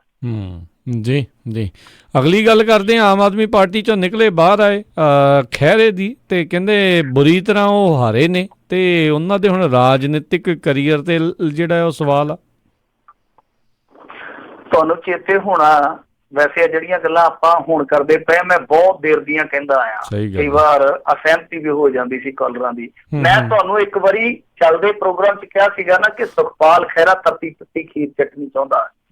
ਸੁਖਪਾਲ ਖਹਿਰੇ ਨੂੰ ਠੰਡਾ ਕਰ ਲੈਣਾ ਚਾਹੀਦਾ, ਠਾਰ ਕੇ ਖਾਣਾ ਚਾਹੀਦਾ। ਅੱਜ ਤੇਰੀ ਗੱਲ ਕਹੀ ਸੱਚ ਆ, ਔਰ ਇਹ ਸ਼ਾਇਦ ਸੁਖਪਾਲ ਖਹਿਰੇ ਨੂੰ ਵੀ ਅਹਿਸਾਸ ਹੋ ਗਿਆ ਹੋਊਗਾ ਕਿ ਇਹਨੇ ਬਹੁਤ ਕਾਹਲੀ ਕੀਤੀ ਆ। ਮੈਂ ਉਦੋਂ ਵੀ ਇਹ ਗੱਲ ਕਹੀ ਸੀਗੀ ਕਿ ਇਹਨਾਂ ਨੂੰ ਕਾਹਲੀ ਕਰਨ ਦੀ ਬਜਾਏ 2022 ਵਾਸਤੇ ਆਪਣਾ ਗਰਾਊਂਡ ਤਿਆਰ ਕਰਨਾ ਚਾਹੀਦਾ, ਵਰਕ ਕਰਨਾ ਚਾਹੀਦਾ। ਇੱਕ ਸੰਗਠਨ ਹੈ ਜਿਹੜਾ ਉਹ ਤੀਜੇ ਧਿਰ ਵਜੋਂ ਸਾਰਨਾ ਚਾਹੀਦਾ, ਜਿਹਨੂੰ ਲੋਕ ਪ੍ਰਵਾਨ ਕਰਨ। ਉਹਦੇ 'ਚ ਦਲਿਤਾਂ ਦੀ ਨੁਮਾਇੰਦਗੀ ਵੀ ਹੋਵੇ, ਹਿੰਦੂ ਵੀਰਾਂ ਦੀ ਨੁਮਾਇੰਦਗੀ ਹੋਵੇ, ਮਜ਼ਦੂਰ ਦੀ ਵੀ ਨੁਮਾਇੰਦਗੀ ਹੋਵੇ, ਕਿਸਾਨ ਦੀ ਵੀ ਹੋਵੇ, ਉਦਯੋਗਪਤੀ ਦੀ ਵੀ ਹੋਵੇ। ਤਾਂ ਹਰੇਕ ਬੰਦੇ ਨੂੰ ਤੁਸੀਂ ਆਪਣੇ ਸੰਗਠਨ 'ਚ ਨੁਮਾਇੰਦਗੀ ਦਿਓਗੇ, ਇਸ ਆਧਾਰ ਤੇ ਫਿਰ ਤੁਸੀਂ ਅੱਗੇ ਵਧੋਗੇ। ਇਹ ਗੱਲ ਮੈਂ ਕਹੀ ਸੀਗੀ, ਤੇ ਅੱਜ ਉਹ ਗੱਲ ਜਿਹੜੀ ਆ ਉਹ ਇਹਦੇ ਬਿਆਨ ਤੋਂ ਸਹੀ ਹੋ ਜਾਂਦੀ ਸੁਖਪਾਲ ਖਹਿਰੇ ਤੋਂ, ਕਿਉਂਕਿ ਇਹਦੇ ਨਾਲ ਕੋਈ ਬੁਰੀ ਆ। ਇਹਨੂੰ ਵੋਟਾਂ ਮਸਾਂ ਪਈਆਂ ਬਠਿੰਡੇ 'ਚੋਂ 37-38 ਇਹਦੇ ਨਾਲੋਂ ਕਿਤੇ ਜ਼ਿਆਦਾ ਵੋਟਾਂ ਬੀਬੀ ਬਲਜਿੰਦਰ ਕੌਰ ਲੈ ਗਈ। ਮੇਰੇ ਖਿਆਲ ਦੇ ਨਾਲ ਉਹਦੀ ਵੋਟਾਂ ਦੀ ਤਾਦਾਦ ਆ 1,33,000 ਦੇ। ਤੁਸੀਂ ਆਪ ਹੀ ਅੰਦਾਜ਼ਾ ਲਾ ਲਓ ਕਿ ਕਿੱਥੇ ਖਲੋਤੇ ਆ। ਹੁਣ ਇਹ ਭੁੱਬਾ ਮਾਰਦਾ ਪਿਆ ਸੁਖਪਾਲ ਖਹਿਰਾ ਕਿ ਦੇਖੋ ਮੈਂ ਬਹੁਤ ਡੂੰਘੀ ਸੱਟ ਖਾਧੀ ਆ, ਮੈਂ ਰਾਜਨੀਤੀ ਲਈ ਅਨਫਿਟ ਆ, ਮੌਜੂਦਾ ਚੋਣ ਨਤੀਜਿਆਂ ਨੇ ਮੇਰੇ ਦਿਲ ਤੇ ਡੂੰਘੀ ਸੱਟ ਮਾਰੀ ਹੈ, ਇੰਜ ਜਾਪਦਾ ਕਿ ਮੈਂ ਇਸ ਚੁਣਾਵੀ ਸਿਸਟਮ ਦੇ ਅਯੋਗ ਆ, ਤੇ ਲਿਹਾਜ਼ਾ ਨੇੜਲੇ ਭਵਿੱਖ ਦੇ ਵਿੱਚ ਮੈਂ ਚੋਣ ਨਹੀਂ ਲੜੂੰਗਾ। ਹਾਲਾਂਕਿ ਉਹਨੇ ਕਿਹਾ ਕਿ ਮੈਂ ਦੇਖੋ ਇਹ ਤੋਂ ਭੱਜਦਾ ਨਹੀਂ ਆ, ਪਰ ਲੱਗਦਾ ਇਹੋ ਕਿ ਮੈਨੂੰ ਬ੍ਰੇਕ ਲੈਣੀ ਚਾਹੀਦੀ ਆ। ਤੇ ਹਾਲਾਂਕਿ ਨਾਲ ਉਹਨਾਂ ਨੇ ਗਿਣਾਇਆ ਕਿ ਦੇਖੋ ਅਸੀਂ ਜਿਹੜੇ ਮੁੱਦੇ ਚੁੱਕੇ ਸੀ ਉਹ ਗਰਾਊਂਡ ਦੇ ਮੁੱਦੇ ਸੀਗੇ, ਚਾਹੇ ਫਿਰ ਉਹ ਕਿਸਾਨੀ ਦਾ ਮੁੱਦਾ ਹੋਵੇ, ਕੈਂਸਰ ਦਾ ਮੁੱਦਾ ਹੋਵੇ। ਅਸੀਂ ਜੋ ਗੱਲਾਂ ਕੀਤੀਆਂ ਸੀਗੀਆਂ ਉਹ ਲੋਕਾਂ ਦੇ ਜੁੜੇ ਹੋਏ ਮੁੱਦਿਆਂ ਦੀਆਂ ਗੱਲਾਂ ਸੀਗੀਆਂ, ਪਰ ਫਿਰ ਵੀ ਨਕਾਰ ਦਿੱਤਾ। ਉਹ ਕਹਿੰਦੇ ਕਿ ਸਾਡੀ ਸਮਝ ਤੋਂ ਪਰੇ ਆ ਕਿ ਚੱਲਿਆ ਕੀ ਹੈ, ਸਾਡੇ ਨਾਲ ਹੋਇਆ ਕੀ। ਯਾਨੀ ਬਹੁਤ ਜਿੱਦਾਂ ਕੋਈ ਬੰਦਾ ਝਟਕਾ ਖਾ ਕੇ ਨਹੀਂ ਕਹਿੰਦਾ ਯਾਰ ਹੋਇਆ ਕੀ ਹੈ। ਇਹ ਸੁਖਪਾਲ ਖਹਿਰਾ ਕਹਿਣ ਡਿਆ ਵਾ ਕਿ ਜੋ ਹੋਇਆ ਬਹੁਤ ਬੁਰਾ ਹੋਇਆ, ਸਾਡੀ ਸੋਚ ਤੋਂ ਪਰੇ ਹੋਇਆ। ਨਾਲ ਉਹਨਾਂ ਨੇ ਕਿਹਾ ਕਿ ਹੁਣ ਮੈਨੂੰ ਸੋਚਣਾ ਪਊਗਾ ਕਿ ਆਉਣ ਵਾਲੇ ਸਮੇਂ ਦੌਰਾਨ ਚੋਣਾਂ ਵਿੱਚ ਹਿੱਸਾ ਲਵਾਂ ਜਾਂ ਨਾ, ਯਾਨੀ ਆਪਣੇ ਕੈਰੀਅਰ ਤੇ ਹੀ ਇੱਕ ਤਰ੍ਹਾਂ ਨਾਲ ਸਵਾਲੀਆ ਨਿਸ਼ਾਨ ਲਾ ਰਹੇ ਆ। ਉਹ ਕਹਿੰਦੇ ਪਰ ਮੈਂ ਕੁਛ ਵੀ ਆ ਇਸ ਸਿਸਟਮ ਤੋਂ ਬ੍ਰੇਕ ਜ਼ਰੂਰ ਲਾਉਂਗਾ। ਸੋ ਮੇਰੇ ਖਿਆਲ ਦੇ ਨਾਲ ਉਹਨਾਂ ਨੂੰ ਬ੍ਰੇਕ ਲੈ ਲੈਣਾ ਚਾਹੀਦਾ। ਪਰ ਜੇ ਤੇ ਉਹਨਾਂ ਨੇ ਬਠਿੰਡਾ ਰੱਖਣਾ ਆਪਣੇ ਵਾਸਤੇ ਫੇਰ ਦੁਬਾਰਾ, ਤੇ ਬਠਿੰਡੇ 'ਚ ਉਹਨਾਂ ਨੂੰ ਮੌਜੂਦ ਰਹਿਣਾ ਚਾਹੀਦਾ। ਜੇ ਤੇ ਕਿਉਂਕਿ ਦੇਖੋਗੇ ਨਾ, ਬਠਿੰਡੇ ਦੇ ਵਿੱਚ ਨੁਕਸਾਨ ਹੀ ਸਭ ਤੋਂ ਵੱਡਾ ਸੁਖਪਾਲ ਖਹਿਰੇ ਨੂੰ ਇਹ ਸੀਗਾ ਕਿ ਚੋਣਾਂ ਤੋਂ ਕੁਛ ਦਿਨ ਪਹਿਲਾਂ ਬਠਿੰਡੇ 'ਚ ਆਇਆ। ਤਾਂ ਇੱਕ ਪਾਸੇ ਉਹ ਟੱਬਰ ਆ ਜਿਹੜਾ ਇੱਥੇ ਦਹਾਕਿਆਂ ਤੋਂ ਲੱਗਾ ਹੋਇਆ ਲੋਕਾਂ ਦੇ, ਤੇ ਇੱਕ ਬੰਦਾ ਉਹ ਆ ਜਿਹੜਾ ਦੁਆਬੇ 'ਚੋਂ ਚੱਲ ਕੇ ਆਉਂਦਾ ਤੇ ਉਹਨੂੰ ਦੱਸਣਾ ਪੈਂਦਾ ਕਿ ਮੈਂ ਸੁਖਪਾਲ ਸਿੰਘ ਖਹਿਰਾ। ਕਈਆਂ ਪਿੰਡਾਂ ਦੇ ਵਿੱਚ ਤੇ ਪਤਾ ਹੀ ਨਹੀਂ ਹੈ। ਤਾਂ ਜੇ ਤੇ ਬਠਿੰਡੇ ਦੀ ਰਾਜਨੀਤੀ ਕਰਨੀ ਤੇ ਬਠਿੰਡੇ ਦੇ ਵਿੱਚ ਫੇਰ ਕੋਈ ਊਠ ਆਸਰਾ ਇਹਨੂੰ ਲੱਭਣਾ ਪਊ, ਤੇ ਜੇ ਪੂਰੇ ਪੰਜਾਬ ਦੇ ਵਿੱਚ ਘੁੰਮ ਕੇ ਰਾਜਨੀਤੀ ਕਰਨੀ ਆ ਤੇ ਫਿਰ ਬ੍ਰੇਕ ਲੈ ਲਵੇ, ਪਰ ਲੋਕਾਂ ਦੇ ਨਾਲ ਜੁੜਿਆ ਰਵੇ ਸੁਖਪਾਲ ਖਹਿਰਾ। ਔਰ ਸਭ ਤੋਂ ਵੱਡੀ ਗੱਲ ਤੇ ਇਹ ਆ ਕਿ ਇਹਨਾਂ ਨੂੰ ਪਹਿਲਾਂ ਐਨਾਲਿਸਿਸ ਕਰਨਾ ਚਾਹੀਦਾ ਕਿ ਕਿਹੜੀ ਲੀਡਰਸ਼ਿਪ ਸਾਡੀ ਹੋਣੀ ਚਾਹੀਦੀ ਹੈ, ਉਹਦੇ ਵਿੱਚ ਕਿਹੜੇ ਬੰਦੇ ਆ ਜਿਹੜੇ ਅਸੀਂ ਹੋਰ ਰੱਖੀਏ, ਕਿਵੇਂ ਅਸੀਂ ਕਾਡਰ ਆ ਜਿਹੜਾ ਉਹ ਬੂਥ ਲੈਵਲ ਤੱਕ ਸਥਾਪਿਤ ਕਰੀਏ, ਕਿਸ ਤਰ੍ਹਾਂ ਦਾ ਸਾਡਾ ਕੋਆਰਡੀਨੇਸ਼ਨ ਹੋਵੇ, ਕਿਹੜੇ ਬੰਦੇ ਅੱਗੇ ਲਾਉਣ ਦੀ ਜ਼ਰੂਰਤ ਹੈ। ਸਭ ਤੋਂ ਵੱਡੀ ਗੱਲ ਆ ਕਿ ਇਹਨਾਂ ਨੂੰ ਨੌਜਵਾਨ ਲੀਡਰਸ਼ਿਪ 'ਚ ਯਕੀਨ ਕਾਇਮ ਕਰਨਾ ਪਊਗਾ। ਜਦ ਤੱਕ ਇਹ ਨੌਜਵਾਨਾਂ ਨੂੰ ਮੌਕਾ ਨਹੀਂ ਦਿੰਦੇ ਤਦ ਤੱਕ ਇਹਨਾਂ ਦੀ ਗੱਲ ਨਹੀਂ ਬਣਨੀ, ਕਿਉਂਕਿ ਲੋਕ ਬੁੱਢੇ ਸਕੀਮੀਆਂ ਤੋਂ ਅੱਕ ਚੁੱਕੇ ਆ, ਰਵਾਇਤੀ ਸਿਆਸਤਦਾਨਾਂ ਤੋਂ ਅੱਕ ਚੁੱਕੇ ਆ। ਜੇ ਕਿ ਚੇਂਜ ਦਾ ਮਾੜਾ ਮੋਟਾ ਅੰਸ਼ ਕਿਤੇ ਨਜ਼ਰ ਆਉਂਦਾ ਲੋਕਾਂ ਨੂੰ, ਤੇ ਉਹ ਯੂਥ 'ਚ ਨਜ਼ਰ ਆਉਂਦਾ। ਤਾਂ ਯੂਥ ਨੂੰ ਮੌਕਾ ਦੇਣਾ ਪਊਗਾ। ਤੀਜਾ ਫਰੰਟ ਬਣਾ ਲੈਣ, ਚੌਥਾ ਫਰੰਟ ਬਣਾ ਲੈਣ, ਪਰ ਜਦੋਂ ਤੱਕ ਇਹ ਹਮਖਿਆਲੀ ਬੰਦੇ ਇਕੱਠੇ ਨਹੀਂ ਹੁੰਦੇ ਉਦੋਂ ਤੱਕ ਇਹਨਾਂ ਦਾ ਵੱਟਿਆ ਕੁਛ ਨਹੀਂ ਜਾਣਾ। ਜੀ, ਪਿਛਲੀ ਵਾਰ ਦੀਆਂ ਇਲੈਕਸ਼ਨਾਂ ਦੇ ਵਿੱਚ ਵੀ ਮਨਪ੍ਰੀਤ ਬਾਦਲ ਥੋੜ੍ਹੀਆਂ ਵੋਟਾਂ ਤੋਂ ਰਹਿ ਗਿਆ ਸੀ। ਇਸ ਵਾਰ ਵੀ ਵੜਿੰਗ ਨੇ ਤਾਂ ਕੰਪੀਟੀਸ਼ਨ ਚੰਗਾ ਦਿੱਤਾ ਆ, ਪਰ ਸੁਖਪਾਲ ਖਹਿਰੇ ਦੀਆਂ ਵੋਟਾਂ ਜਿੰਨਾ ਹੀ ਫਰਕ ਆ, ਉਹ ਤੋਂ ਘੱਟ ਵੋਟਾਂ ਤੇ ਹਾਰ ਗਿਆ।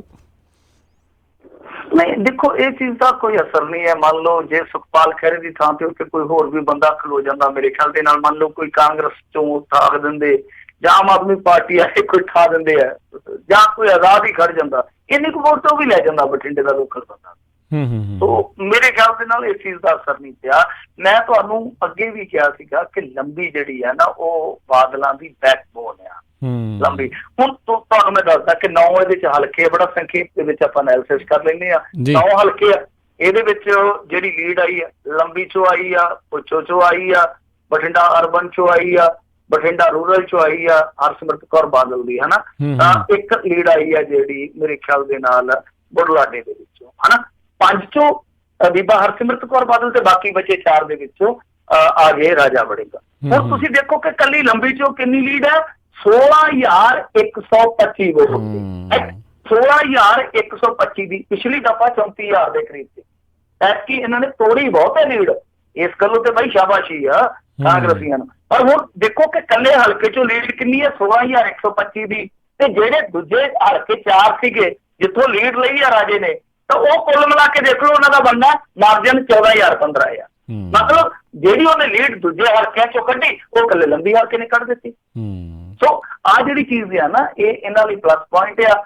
ਤੇ ਕਿਉਂਕਿ ਇੱਥੇ ਕੋਈ ਨਾਂ ਨਹੀਂ ਚੱਲਦਾ, ਨਾ ਬੀਬਾ ਬਾਦਲ ਦਾ, ਬੀਬੇ ਬਾਦਲ ਦਾ। ਇੱਥੇ ਜਿਹੜਾ ਵੱਡਾ ਬਾਦਲ ਆ ਨਾ, ਵੱਡੇ ਬਾਦਲ ਦੀ ਜੋ ਬਹੁਤ ਲੰਮੇ ਸਮੇਂ ਤੋਂ ਲੋਕਾਂ ਦੇ ਨਾਲ ਮਿਲਵਰਤਨ ਦੀ ਉਹਦੀ ਰੀਤ ਹੈ, ਉਹਦੀ ਪਿਰਤ ਹੈ ਜਿਹੜੀ, ਉਹਨੂੰ ਵੋਟ ਪੈਂਦੀ ਆ। ਸੋ ਇਹਨਾਂ ਨੇ ਲੀਡ ਤੋੜੀ ਸੀ, ਇਹਨਾਂ ਨੂੰ ਪਤਾ ਸੀਗਾ। ਪਰ ਰੌਲਾ ਇਹ ਸੀਗਾ ਕਿ ਕੈਪਟਨ ਅਮਰਿੰਦਰ ਸਿੰਘ ਇੱਥੇ ਆ ਕੇ ਨਹੀਂ ਵੜਿਆ ਲੰਬੀ ਦੇ ਵਿੱਚ। ਜੇ ਕੈਪਟਨ ਅਮਰਿੰਦਰ ਸਿੰਘ ਆ ਕੇ ਇੱਕ ਵਾਰੀ ਉਹ ਜਿਵੇਂ ਅੰਗਰੇਜ਼ੀ ਜੀ ਮਾਰਦਾ ਥੈਂਕ ਯੂ ਕਹਿ ਜਾਂਦਾ ਤੇ ਬਹੁਤ ਹੱਦ ਤੱਕ ਗੱਲ ਬਣ ਜਾਣੀ ਸੀ। ਲੰਬੀ ਵਾਲੇ ਇਸ ਗੱਲੋਂ ਵੀ ਬੜੇ ਖਫਾ ਸੀਗੇ, ਵੋਟਾਂ ਲੈ ਗਿਆ 740-45,000। ਉਦੋਂ ਬਾਅਦ ਇਹਨੇ ਕਦੇ ਟਵਿੱਟਰ ਤੇ ਵੀ ਥੈਂਕ ਯੂ ਨਹੀਂ ਮਾਰਿਆ। ਬੜੇ ਦਿਲ ਤੇ ਲਾਉਂਦੇ ਨੇ ਲੰਬੀ ਵਾਲੇ। ਹੈ ਅਗਲੀ ਜਿਹੜੀ ਗੱਲ ਕਰੀਏ, ਕਹਿੰਦੇ ਭਗਵੰਤ ਮਾਨ ਉਧਰ ਜਿੱਤ ਗਿਆ ਪਰ ਝਾੜੂ ਤਾਂ ਹੋ ਗਿਆ, ਖਿਲਰ ਗਿਆ ਪੂਰਾ, ਉਹਦੇ ਨਾਲ ਬਹੁਤ ਬੁਰੀ ਹੋਈ ਹੈ। ਬਿਲਕੁਲ ਬਿਲਕੁਲ, ਦੇਖੋ ਇਹਨਾਂ ਨਾਲ ਬਹੁਤ ਬੁਰੀ ਹੋਈ ਆ, ਕਿਉਂਕਿ ਪੀਡੀਏ ਨੇ ਤੇ ਕੁਝ ਸੀਟਾਂ ਤੇ ਮੁਕਾਬਲਾ ਦਿੱਤਾ, ਜਿੱਦਾਂ ਪਟਿਆਲੇ ਤੇ ਲਾ ਲਓ ਜਾਂ ਖਡੂਰ ਸਾਹਿਬ ਤੇ ਲਾ ਲਓ, 2 ਸੀਟਾਂ ਤੇ ਬਹੁਤ ਮੁਕਾਬਲਾ ਵਧੀਆ ਦਿੱਤਾ। ਹਾਲਾਂਕਿ ਡਾਕਟਰ ਧਰਮਵੀਰ ਗਾਂਧੀ ਆਪ ਤੇ ਉਲਟ ਹਾਰਿਆ, ਬਹੁਤ ਬੁਰੀ ਤਰ੍ਹਾਂ ਹਾਰਿਆ, ਕਹਿਣ ਦਾ ਭਾਵ ਆ। ਫਿਰ ਵੀ ਚਲੋ ਉਹ ਲੈ ਗਿਆ, 1.5 ਲੱਖ ਦੇ ਕਰੀਬ ਵੋਟ ਲੈ ਗਿਆ। ਖਡੂਰ ਸਾਹਿਬ ਦੇ ਵਿੱਚ ਬੀਬੀ ਖਾਲੜਾ ਨੂੰ ਮੇਰੇ ਖਿਆਲ ਦੇ ਨਾਲ 2,31,000 ਦੇ ਕਰੀਬ ਵੋਟ ਪੈ ਗਈ। ਪਰ ਇਹਨਾਂ ਦੇ ਜਿਹੜੇ ਦੂਸਰੇ ਕੈਂਡੀਡੇਟ ਸੀ ਭਗਵੰਤ ਮਾਨ ਨੂੰ ਜੇ ਛੱਡ ਦਈਏ ਉਹ ਸਾਰੇ ਦੇ ਸਾਰੇ ਹੀ ਜ਼ਮਾਨਤਾਂ ਜ਼ਬਤ ਕਰਾ ਗਏ। ਇਹ ਇੰਡੀਆ ਦੇ ਵਿੱਚ ਇਹਨਾਂ ਦਾ ਹਾਲ ਜਿਹੜਾ ਕੁੱਲ ਮਿਲਾ ਕੇ ਇਹੋ ਆ ਕਿ ਇੱਕੋ ਇੱਕ ਸੀਟ ਜਿਹੜੀ ਆ ਉਹ ਸੰਗਰੂਰ ਦੀ ਆਈ ਹੈ ਇਹਨਾਂ ਨੂੰ। ਤਾਂ ਸੰਗਰੂਰ ਦੀ ਵੀ ਸੀਟ ਜਿਹੜੀ ਆਈ ਆ ਮੇਰਾ ਮੰਨਣਾ ਕਿ ਉਹ ਪਾਰਟੀ ਦੀ ਕੋਈ ਵੇਵ ਕਰਕੇ ਨਹੀਂ ਆਈ, ਅਸਲ ਦੇ ਵਿੱਚ ਉਹ ਭਗਵੰਤ ਮਾਨ ਦਾ ਨਿੱਜੀ ਰਸੂਖ ਸੀਗਾ ਜਿਹੜਾ ਉਹੀ ਕੰਮ ਆਇਆ, ਜਾਂ ਸੰਗਰੂਰ ਦੇ ਲੋਕਾਂ ਦਾ ਜਿਹੜਾ ਭਰੋਸਾ ਸੀ ਭਗਵੰਤ ਮਾਨ ਤੇ ਉਹਨੇ ਕੰਮ ਕੀਤਾ। ਜੇ ਇਹ ਕਹਿਣ ਕਿ ਪਾਰਟੀ ਦੀ ਜਿੱਤ ਹੈ ਤਾਂ ਇਹੋ ਲਹਿਰ ਜਿਹੜੀ ਦੂਸਰੇ ਇਲਾਕਿਆਂ 'ਚ ਕਿਉਂ ਨਹੀਂ ਸੀਗੀ, ਇਹ ਬਹੁਤ ਵੱਡਾ ਸਵਾਲ ਹੋਊਗਾ। ਤਾਂ ਕਹਿਣ ਦਾ ਭਾਵ ਇਹ ਆ ਕਿ ਜੇ ਇਹਨਾਂ ਨੇ ਇੱਕ ਸੀਟ ਜਿੱਤੀ ਆ ਉਹਨੂੰ ਇਹ ਵਿਖਾਉਣ ਤਾਂ ਮੇਰੇ ਖਿਆਲ ਦੇ ਨਾਲ ਕੋਈ ਮਾਰ ਕੇ ਬਾਜ਼ੀ ਨਹੀਂ, ਇਹਨਾਂ ਨੂੰ ਤਾਂ ਸਗੋਂ ਸੋਚਣਾ ਪਊਗਾ, ਵਿਚਾਰਨਾ ਪਊਗਾ ਕਿ ਤੁਹਾਡਾ ਵੋਟ ਪਰਸੈਂਟੇਜ ਕਿੱਥੋਂ ਕਿੱਥੇ ਆ ਗਿਆ। ਪਿਛਲੀ ਦਫਾ ਮੇਰੇ ਖਿਆਲ ਦੇ ਨਾਲ 24% ਲੈ ਗਏ ਸੀ, ਹੁਣ ਮੇਰੇ ਕੋਲ ਫਿਗਰ ਮੌਜੂਦ ਨਹੀਂ ਹੈ, 7% ਅੱਜ ਮੇਰੇ ਖਿਆਲ ਉਹ ਲਓ 24% ਤੋਂ 7% ਤੇ ਆ ਗਏ ਆ। ਭਗਵੰਤ ਮਾਨ ਦਾ ਤੁਸੀਂ ਮਾਰਜਨ ਦੇਖ ਲਓ, ਭਗਵੰਤ ਮਾਨ ਪਿਛਲੀ ਦਫਾ ਮੇਰੇ ਖਿਆਲ ਦੇ ਨਾਲ 2,07,000 ਵੋਟ ਤੇ ਜਿੱਤਿਆ, ਮੈਂ ਗਲਤ ਨਹੀਂ ਹੈ, ਤੇ ਐਤਕੀ ਲੱਖ ਤੇ ਆ ਗਿਆ, ਉਹ ਮਾਰਜਨ ਵੀ ਘਟ ਗਿਆ। ਨੁਕਸਾਨ ਉਹ ਸੰਗਰੂਰ 'ਚ ਵੀ ਹੋਇਆ, ਐਸੀ ਗੱਲ ਨਹੀਂ ਹੈ, ਪਰ ਕਹਿਣ ਦਾ ਮਤਲਬ ਇਹੋ ਆ ਕਿ ਜੇ ਕਹਿਣ ਕਿ ਸੰਗਰੂਰ ਦੀ ਸੀਟ ਅਸੀਂ ਜਿੱਤ ਲਈ ਹੈ, ਬਹੁਤ ਮਾਰਕੇਬਾਜ਼ੀ ਵਾਲਾ ਕੰਮ ਕੀਤਾ, ਤੁਸੀਂ ਕਹਿੰਦੇ ਹੋ ਕਿ ਪੰਜਾਬੀ ਜਿਹੜੇ ਆ ਉਹ ਛੇਤਰਾਂ ਦੇ ਲਾਇਕ ਆ ਤੇ ਦਿੱਲੀ ਦੇ ਵਿੱਚ ਅਸੀਂ ਕੰਮ ਬਹੁਤ ਕੀਤਾ, ਦਿੱਲੀ ਦੇ ਕੰਮ ਤੁਸੀਂ ਵੇਖ ਕੇ ਕਦਰ ਨਹੀਂ ਕਰਦੇ ਤੇ ਦਿੱਲੀ ਦੇ ਵਿੱਚ ਤੁਸੀਂ ਸੱਤੇ ਦੀਆਂ ਸੱਤੇ ਹਾਰ ਗਏ। ਦਿੱਲੀ ਦੇ ਕੰਮ 5-5 ਲੱਖ ਨਾ, ਬਿਲਕੁਲ ਉਹ ਬਹੁਤ ਵੱਡਾ ਸਵਾਲ ਆ। ਸੋ ਆਮ ਆਦਮੀ ਪਾਰਟੀ ਦਾ ਭਵਿੱਖ ਹੈ ਜਿਹੜਾ ਉਹ ਕੁੱਲ ਮਿਲਾ ਕੇ ਪੰਜਾਬ ਦੇ ਵਿੱਚ ਤੇ ਭਗਵੰਤ ਮਾਨ ਤੇ ਕੇਂਦਰਿਤ ਹੋ ਗਿਆ। ਹੁਣ ਭਗਵੰਤ ਮਾਨ ਦਾ ਜੇ ਤੁਸੀਂ ਦੇਖੋ ਤੇ ਮੈਂ ਪਹਿਲੇ ਤੁਹਾਨੂੰ ਕਿਹਾ ਸੀਗਾ ਕਿ ਭਗਵੰਤ ਮਾਨ ਦਾ ਸੰਗਰੂਰ ਤੋਂ ਖਲੋਣ ਦਾ ਇਹ ਮਤਲਬ ਆ ਕਿ ਦੂਸਰੀਆਂ ਥਾਵਾਂ ਤੇ ਇਹਨਾਂ ਨੂੰ ਨੁਕਸਾਨ ਹੋ ਰਿਹਾ ਹੈ, ਪਰ ਇਹ ਹੋਇਆ ਵੀ ਆ। ਭਗਵੰਤ ਮਾਨ ਸਿਰਫ ਸੰਗਰੂਰ ਲਈ ਖੇਡ ਰਿਹਾ ਸੀਗਾ, ਪੂਰੇ ਪੰਜਾਬ ਲਈ ਨਹੀਂ, ਕਿਉਂਕਿ ਉਹਦੇ ਕੋਲ ਸਮਾਂ ਹੀ ਨਹੀਂ ਸੀਗਾ। ਜੇ ਉਹ ਉਧਰ ਦੂਸਰੇ ਪਾਸੇ ਜਾਂਦਾ ਉਹ ਜਿਹੜਾ ਸੰਗਰੂਰ ਸੀਗਾ ਸ਼ਾਇਦ ਉਹ ਵੀ ਦੂਰ ਹੋ ਜਾਂਦਾ। ਤਾਂ ਕਹਿਣ ਦਾ ਭਾਵ ਇਹ ਆ ਕਿ ਰਣਨੀਤਿਕ ਤੌਰ ਤੇ ਵੀ ਇਹਨਾਂ ਨੇ ਮਾਤ ਖਾਧੀ ਆ, ਕੈਂਡੀਡੇਟ ਸਾਰੇ ਪਾਸੇ ਖਿਲਾਰ ਲਏ, ਸਾਰੇ ਪਾਸਿਓਂ ਹੀ ਜ਼ਮਾਨਤਾਂ ਜ਼ਬਤ ਹੋ ਗਈਆਂ, ਪਰ ਜਿਹੜੀ ਭਗਵੰਤ ਮਾਨ ਦੀ ਜਿੱਤ ਹੈ, ਜੇ ਇਹਨੂੰ ਕਹਿਣ ਕੇ ਬਹੁਤ ਵੱਡਾ ਅਸੀਂ ਮਾਰਕਾ ਮਾਰਿਆ, ਮੇਰੇ ਖਿਆਲ ਦੇ ਨਾਲ ਇਹਨਾਂ ਨੂੰ ਇਹ ਚੀਜ਼ ਛੱਡ ਕੇ ਇਸ ਪਾਸੇ ਸੋਚਣਾ ਪਊਗਾ ਕਿ ਗਾਂ ਅਸੀਂ ਕੀ ਕਰਾਂਗੇ। ਤੇ ਜੇ ਗਾਂ ਇਹਨਾਂ ਨੇ ਤੁਰਨਾ ਤਾਂ ਇਹਨਾਂ ਨੂੰ ਮੇਰੇ ਖਿਆਲ ਦੇ ਨਾਲ ਦੂਸਰੇ ਪਾਸੇ, ਹੁਣ ਦੇਖੋ ਸੁਖਪਾਲ ਖਹਿਰੇ ਹੋ ਰਹੀ ਆ ਜਾਂ ਡਾਕਟਰ ਧਰਮਵੀਰ ਗਾਂਧੀ ਹੋ ਰਹੀ, ਇਹਨਾਂ ਦੇ ਨਾਲ ਤੇ ਬਹੁਤ ਜ਼ਿਆਦਾ ਵਖਰੇਵੇਂ ਆ, ਪਰ ਇਹਨਾਂ ਨੂੰ ਇਹ ਵੀ ਸੋਚਣਾ ਪਊਗਾ ਕਿ ਗਾਂ ਜੇ ਅਸੀਂ ਤੁਰਨਾ ਤੇ ਫਿਰ ਰਸਤਾ ਅਸੀਂ ਕਿਸ ਤਰ੍ਹਾਂ ਬਣਾਈਏ, ਜਾਂ ਤੇ ਆਪਣਾ ਰਸਤਾ ਆਪ ਤਿਆਰ ਕਰਨ ਜਾਂ ਫਿਰ ਰਲ ਮਿਲ ਕੇ ਦੂਸਰੇ ਨੂੰ ਆਵਾਜ਼ ਮਾਰਨ ਕਿ ਭਾਈ ਕੋਈ ਬੱਠਲ ਲੈ ਆਓ, ਕੋਈ ਕਹੀ ਲੈ ਆਓ, ਰਲ ਮਿਲ ਕੇ ਆਪਾਂ ਮਿੱਟੀ ਪਾ ਕੇ ਪਰੜੀ ਤਿਆਰ ਕਰ ਲੈਂਦੇ, ਫਿਰ ਇਹੀ ਹੋ ਸਕਦਾ। ਜੀ ਜੀ ਬਿਲਕੁਲ, ਇਹਨਾਂ ਨੂੰ ਤਾਂ ਬਹੁਤ ਜ਼ਿਆਦਾ ਘੋਖ ਦੀ ਜ਼ਰੂਰਤ ਆ। ਤੇ ਇਹ ਚੀਜ਼ਾਂ ਤੋਂ ਮਿੰਟੂ ਜੀ ਇਹ ਵੀ ਆਪਾਂ ਕਿਆਸ ਰਾਹੀਂ ਲਾ ਸਕਦੇ ਹਾਂ ਵੀ ਪੰਜਾਬ ਦੇ ਵਿੱਚ ਕਿਤੇ ਨਾ ਕਿਤੇ ਤੀਜੇ ਫਰੰਟ ਦੇ ਲਈ ਥਾਂ ਮੁੱਕ ਗਈ। ਤੀਜੇ ਫਰੰਟ ਵਾਸਤੇ ਤਾਂ ਨਹੀਂ ਮੁੱਕੀ ਮੇਰੇ ਖਿਆਲ ਦੇ ਨਾਲ। ਦੇਖੋ ਪੀਡੀਏ ਦਾ ਜੇ ਤੁਸੀਂ ਵੋਟ ਪਰਸੈਂਟੇਜ ਦੇਖ ਲਓ, ਇਹਨਾਂ ਦਾ ਦੇਖ ਲਓ, ਇਹ ਤਕਰੀਬਨ 20% ਫਿਰ ਬਣ ਜਾਣਾ। ਪਰ ਮਿੰਟੂ ਜੀ ਉਹ ਤਾਂ ਸਿਰਫ 2 ਜਾਣੇ ਵੋਟਾਂ ਲੈ ਕੇ ਗਏ ਆ, ਇੱਕ ਸਿਮਰਜੀਤ ਬੈਂਸ ਤੇ ਇੱਕ ਜਿਹੜੀ ਬੀਬੀ ਖਾਲੜਾ, ਬਾਕੀ ਜਗ੍ਹਾ ਤੇ ਤਾਂ ਕੁਝ ਖਾਸ ਨਹੀਂ ਕਰ ਸਕੇ। ਡਾਕਟਰ ਧਰਮਵੀਰ ਗਾਂਧੀ ਵੀ ਲੈ ਗਿਆ ਤਾਂ ਕਹਿਣ ਦਾ ਭਾਵ ਨਹੀਂ, ਦੇਖੋ ਵੋਟ ਪਰਸੈਂਟੇਜ ਤੇ ਪੂਰਾ ਹੀ ਆਪਾਂ ਗਿਣਾਂਗੇ ਨਾ, ਜਿੱਥੇ ਜਿੱਥੇ ਉਹਨਾਂ ਦੇ ਕੈਂਡੀਡੇਟ ਖਲੋਤੇ ਆ, ਵੋਟ ਪਰਸੈਂਟੇਜ ਤੋਂ ਰਹੂਗਾ ਨਾ, ਉਹਨਾਂ ਦੇ ਖਾਤੇ ਕੀ ਜੋੜੂਗਾ ਜੋ ਉਹਨਾਂ ਨੇ ਹਾਸਲ ਕੀਤਾ। ਫਿਰ ਇਹਨਾਂ ਦਾ ਜੇ ਜੋੜ ਲਓ ਤੇ ਕੁੱਲ ਮਿਲਾ ਕੇ ਜੋੜ ਜੇ ਬਣਦਾ 20 ਤੋਂ ਉੱਤੇ ਬਣਦਾ, ਤਾਂ ਇਹਦਾ ਮਤਲਬ ਇਹ ਕਿ ਹਾਲੇ ਵੀ ਇੱਕ ਸਪੇਸ ਹੈ।